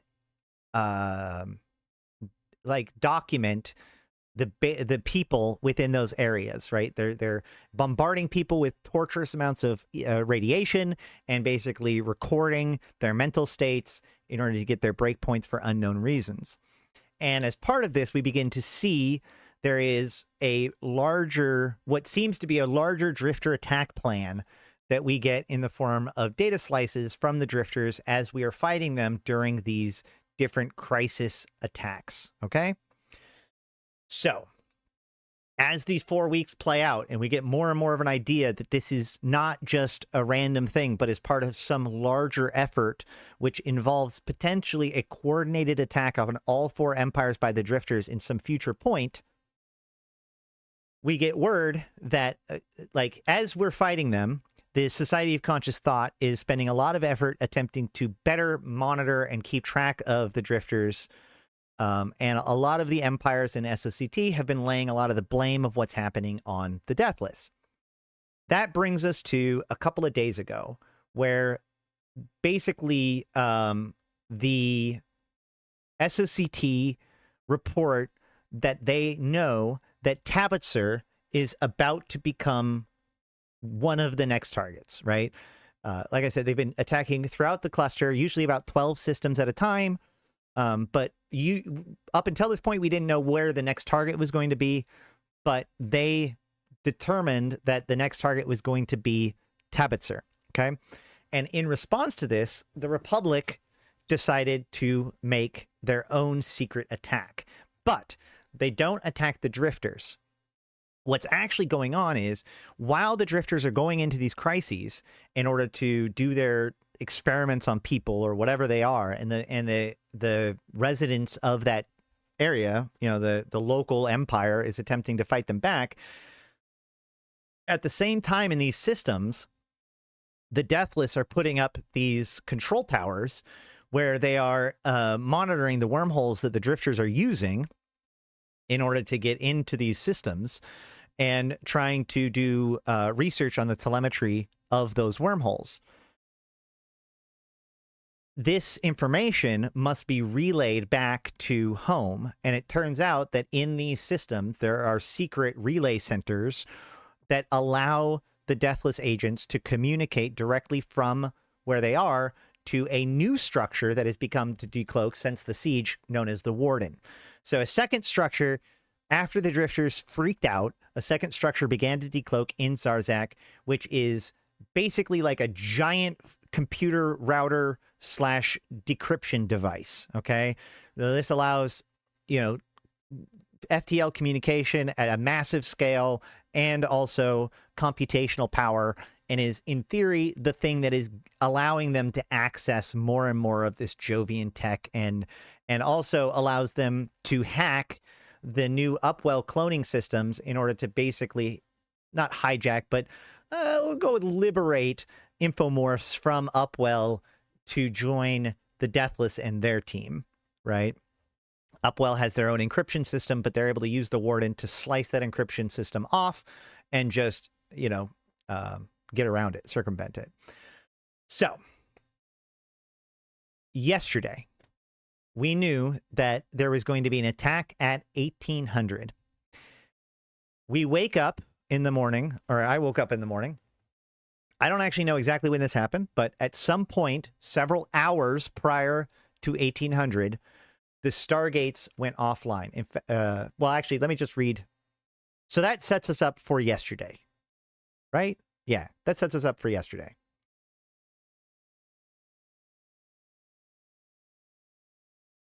Greetings, fellow Empyreans. I am Ashtrothi, the voice of New Eden, and this is your New Eden news for March 7th, YC127. Brawl in Drifter infested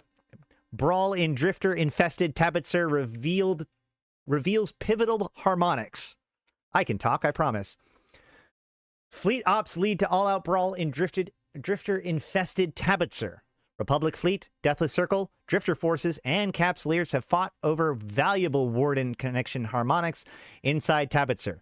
Codenamed Operation Harmony Breach by the Republic Fleet, they barely managed to claim victory after their second strike. The operation took place after the Drifters' hyperspace manipulation of the system. The brute force of this attack disabled Stargates into and out of Tabitzer, surrounding them with unstable radiation. Research teams have, as of yet, been unable to examine the gates in detail. Shortly after Republic engineers brought the gate back online, Republic Fleet Valraven and their support covertly entered the system. Their targets were deathless structures called Warden Relay Chainers. As Republic fought with Capsuleers, the Chainers were destroyed, revealing the Warden connection harmonics. The conflict escalated as Deathless Circle ships and Drifters themselves arrived. No Republic or Deathless ships managed to survive the first strike. For a full report on the Tabitzer strike, watch the recording of the Scope live coverage here. The following morning at 0900, a second strike took place. This time, the Republic, Valraven, and Vargar survived thanks to the help of Capsuleers.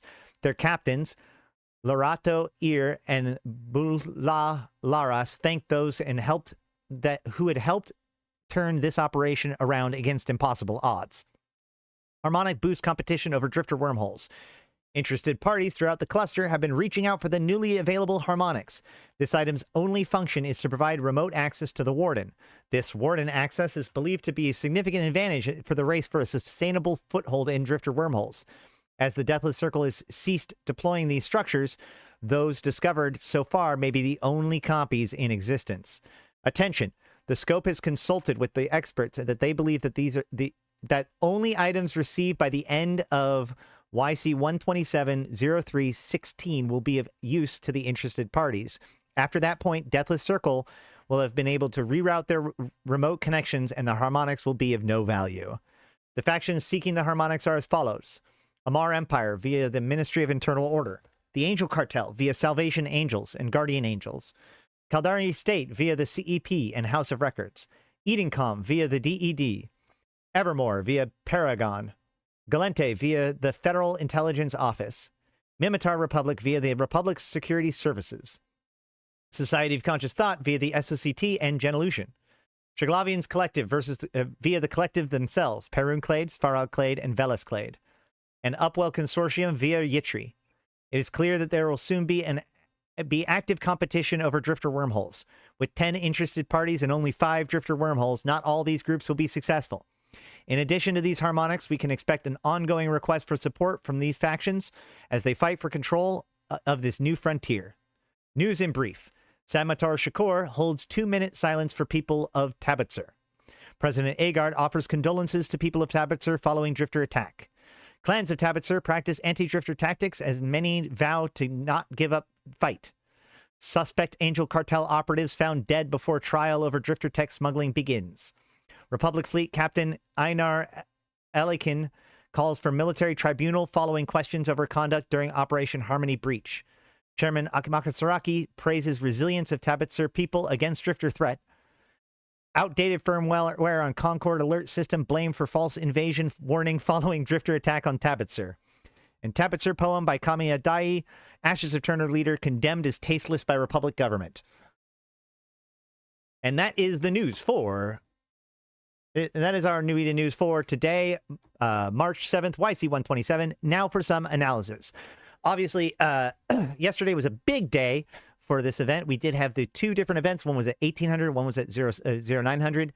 The 0900 was kind of a replication of the first day of earlier. However, I think that this is also, one of the things I've been banging on a lot recently is this idea of scripted versus predictable versus how things actually play out, right? Like the idea that, oh, well, they're just going to bring in an NPC fleet into low sec, the fact that all of them were destroyed because like Pando was there with his, he had a pretty big Vedmak fleet.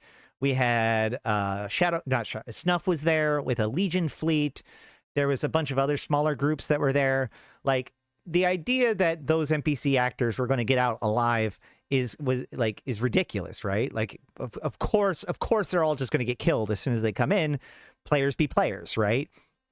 Well, you say that, and yet at 09, obviously 09 is bad for U.S. time zone. So there's going to be a lot less people there. They did bring in a lot more NPCs. They actually had a fleet that was supported by Diamond Rats, but the point of the matter is that like the fact that this Valraven and Vargas survived was due to players' decisions at that time, right? So this is a thing that has happened now. I warned people at the time, you can go watch the stream. We did it all live. I did warn people ahead of time that people would be like, well, that's it. But it's like these kinds of live events, these are a thing that has happened, right? And out of this comes about 500 of these newly available harmonics. Each of the Valravens had, I think, 50 of them, and each of the structures had 50 of them, and there were 3 structures. If I had 50 of the Warden harmonic items, I'd give 10 to each Trigclade and 20 to Paragon. That's a decent choice. I think that I will just say, if I could, speak to any of you that have these harmonics. Of the different groups that are available, the only group that I think we should actually trust to be able to fight the Drifters is the Triglavian Collective. The other groups are all still trying to like follow in the footsteps of the Triglavian Collective and their technology. And the Triglavian Collective have a better understanding of the Drifters than any of us, seeing them as their ancient enemy and all. So I personally feel like the Triglavian Collective is the most valuable person to support out of all of these, but I would also like to stress to people, there's another player involved in all of this, which is the Deathless themselves. I really hope that when we start going after the wormholes that we can actually, like, why wouldn't the Deathless also want to project his own forces into all of this? And where are the Sisters of Eve in all of this? Wouldn't you think that occupation of drifter holes would be part of the Sisters of Eve, like MO, given the fact that they already have flotillas in there? I do not trust the SOCT 1 M3. Or I don't know what to say.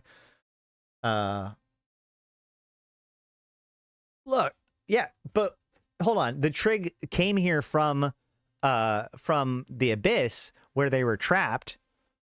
But, I don't know. I'm just saying. If we get new tech, it isn't locked to the Triglavians. I don't trust any of these dudes to share it with us.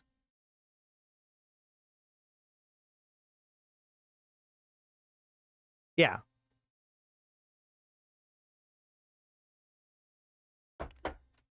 So yesterday I was predicting that this was going to be the new event, right? These sites are going to come out. We're going to go after them, and we got to hunt down these harmonics. But what's weird is this is saying that all of the harmonics that are going to drop have already dropped. So those 500 or so harmonics that have dropped, that's it. So now we're arguing about those. Depending on who it was that got them, they're the ones that get to make the choice. There's no more sites to go and run to go collect them now. So, but the important thing here is this also implies that the 16th is only the end of this particular phase. When they did Shadow Wars, right? There's like the there is the original transmuter information recovery and the building of the Stargate and the data from around Othanoon. And the people that completed those had an advantage when it came to the second phase, right? How people did in the first phase controlled what advantages that they had in the second phase. So in the same way here, I don't think that this is like the end of the story. It's not like if somebody just gives all 500 to the trig that they just win. But this is like step one. And where these harmonics get distributed are going to determine the advantages that these various teams have in the second phase, which we don't know very much about yet.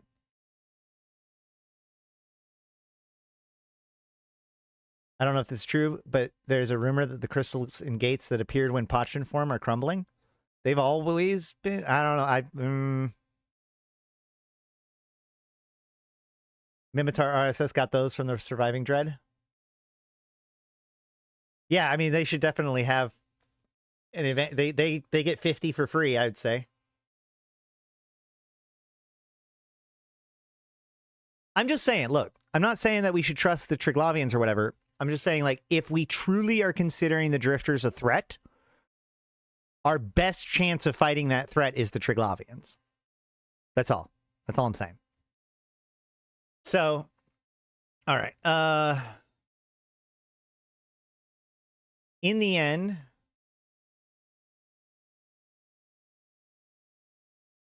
really, there's no new Deathless ships got killed overnight. What about Republic fleet ships?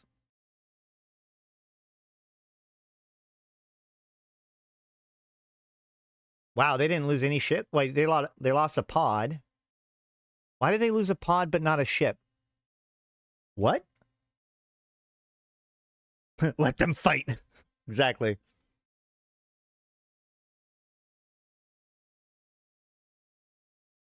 Definitely not the Angels, though. Yeah. Well, it's funny because like the Angels are chaotic, right? Like the Angels, they just got some of their people arrested, so they just they kill them real quick, make sure that that doesn't get out.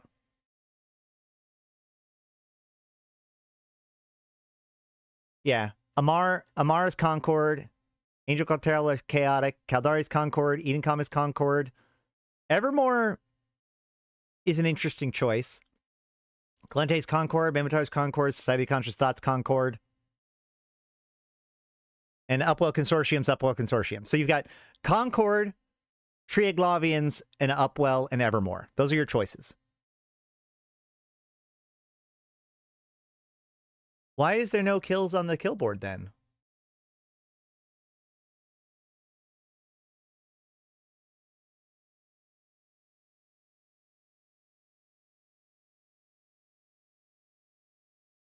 Yeah, I don't know.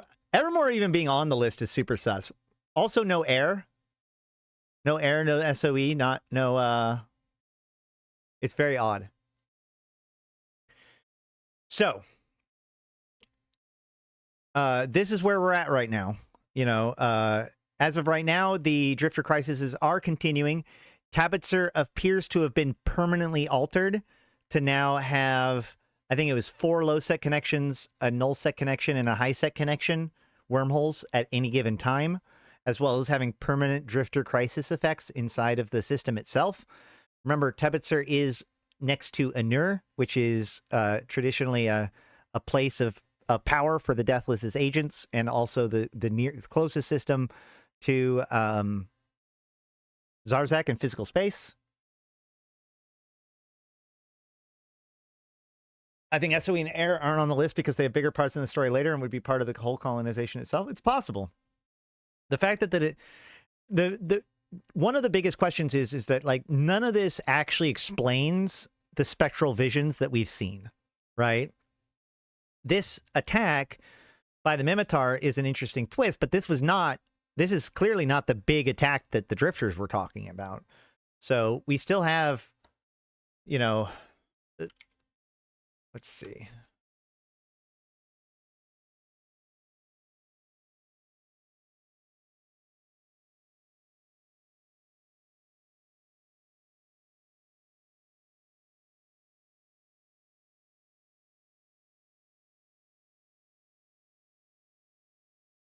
We still have these things to deal with. Yes, errors in the screaming faces.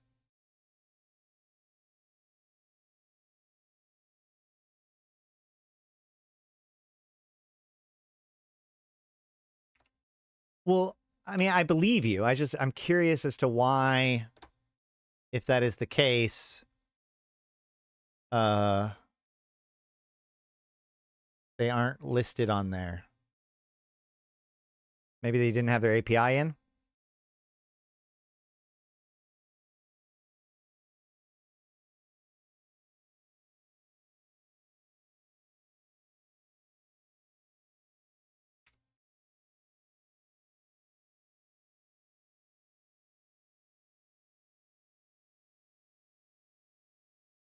Ah, she's on the Valraven. She must not have her API. It must be an API issue, because she's not registered as dying in either of the fights. But she is on the Valraven. Yeah.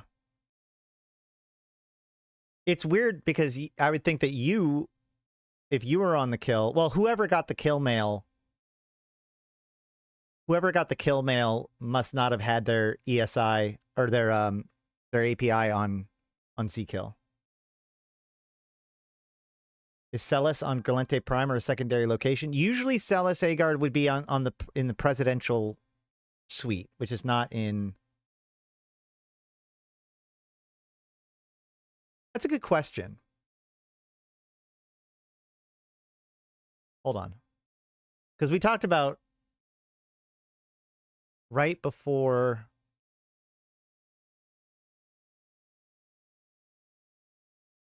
when we went through the timeline. What's not on kill was just eyes. Yeah.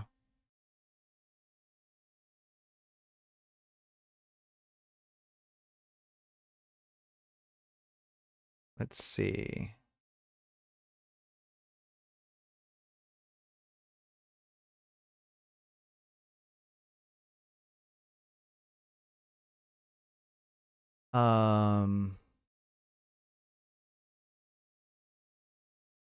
I just realized I'm probably not going to be able to just randomly find it very quickly, but we can try.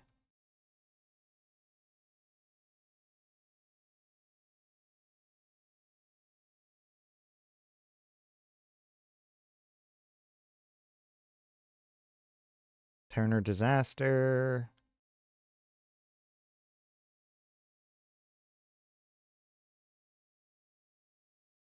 Was it before or after Uprising? I thought it was before Uprising.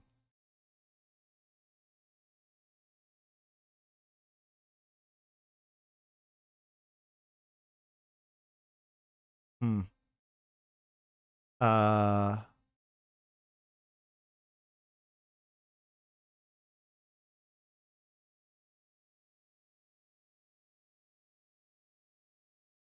Supreme Court? Because they also moved the Supreme Court at the same time?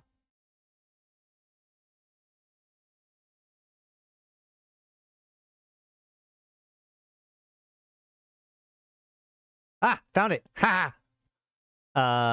President Agar's agenda, blah, blah, blah. No? Maybe? New Federation President headquarters under construction in the Parshnir system.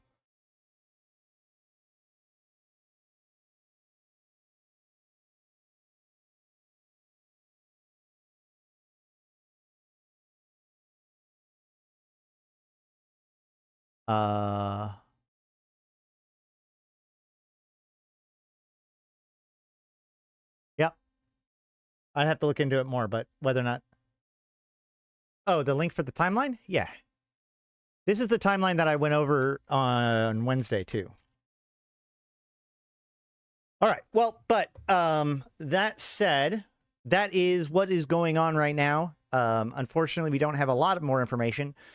Stay tuned and keep a track of Air Talker Research Consortium's Discord and my own channel if you want the latest in what is going on. Make sure to like the video and subscribe to the channel if you want more, and consider supporting the channel if you can, either with your becoming a member or becoming a patron, picking up some merch, or even, like I said, like I always say, just sharing it with other people, because that's how we get this information out there, which helps improve the overall knowledge base of the player base. A better player base makes a better a better player base makes a better Eve. That's our whole goal here. So thank you to all of you who support my mission in making that happen. Just to get a bearing on the past few events at Eve, I'm fairly new to New Eden. Really appreciate it. Yeah, no problem. And I know that, like, it feels like we don't have a lot of answers right now, but that's why a lot of what I've been focusing on this week is about setting up our understanding, so that way we can properly understand what's happening, you know, what is going to happen. All right. We'll be mentioning this in the week's news and weather. I appreciate. And by the way, guys, for those of you who don't know, Mike Azariah, fucking hero of the community. Everybody here needs to be like, thank you, Mike, for all that you do for new players and old players alike. He also has a YouTube channel. He's been on the CSM many, many times. He didn't get in this year, but he still is making videos to help people understand what's going on. So by all means, if you follow somebody besides me when it comes to knowing EVE Online, fucking Mike Azariah needs to be one of the people that you're paying attention to. I love you, Mike. I hope you like your damage control. Yeah. Also, yeah. No problem, Mike. But anything else we should talk about today? Anything else I haven't covered? Was I supposed to follow up on anything? If you are relatively new to EVE, or you're returning to EVE and you have not gotten your million free SP, please use the link down below. It will send you to the referral link for one of the people that helps support this channel and the Convocation of Empyreans, make it possible. You get a million free SP, and they get some game time and other stuff if you decide to get Omega or whatever. But it gets you your million free SP, and it helps make the channel run smoother. Sure, what's up, Gina? Gina, right? Gina. How to pronounce that? Gate network is what makes you able to use death clones, because the communication to your home system. But then how do you explain why we have death clones in Thera? So, because there, so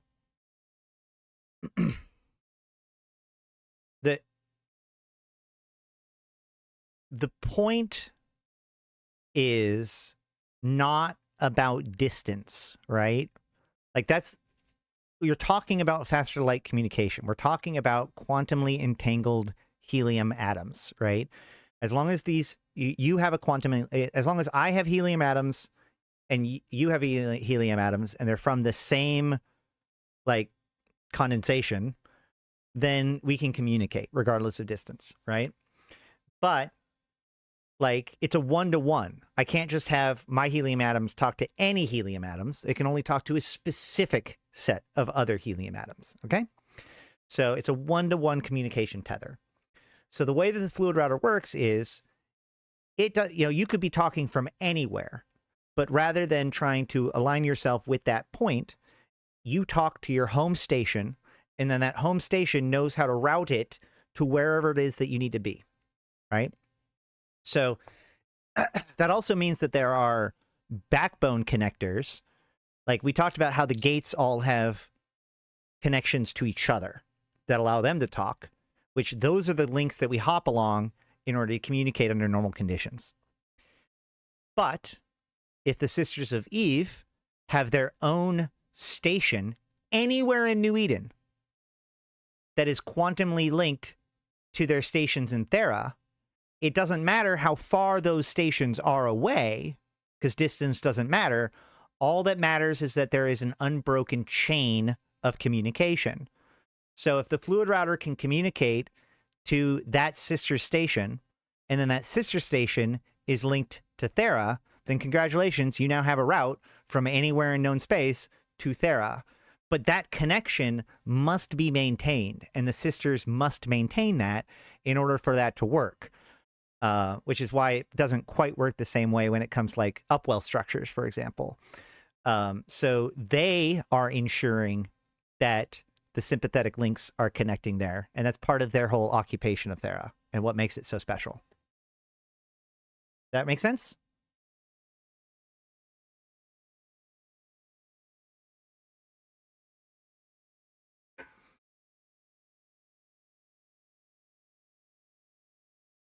Better than it's just a video game. Shut up, right? All right. All that said, I've been Asherothi. I've been playing this game since 2010, talking about it since 2012, and I'm here to put Eve into context for you, my fellow Empyreans. Thank you guys so much for checking out the stream, watching it, and enjoying it, and with all of your great contributions and everything, both supporting the stream and just participating, hanging out, etc. Because like I said, we're here to make Eve a better place by making us better players. So, yeah. Yeah, we may see something similar in play for the Drifter holes. That's a good point. But, all that said, I've been Asherothi, the voice of New Eden. Until next time, I'll see you in space. Oh, we're recruiting, by the way. Come join us. I want to do stuff with you.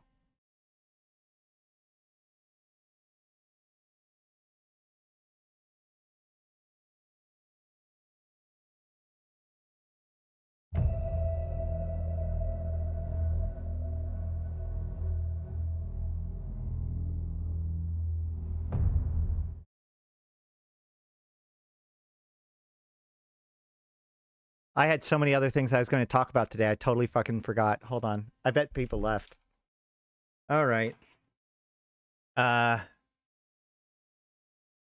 guess we can talk about it next time. I will say that...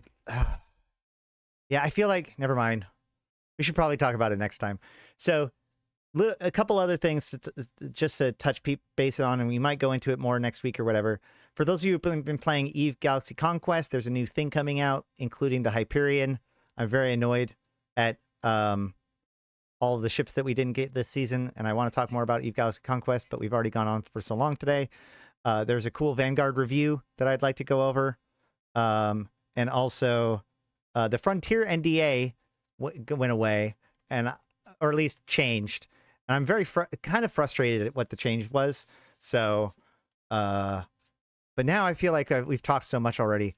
Let's save that for next time, I guess. We got to save these things for next time. We'll just go. All right, bye. Whatever.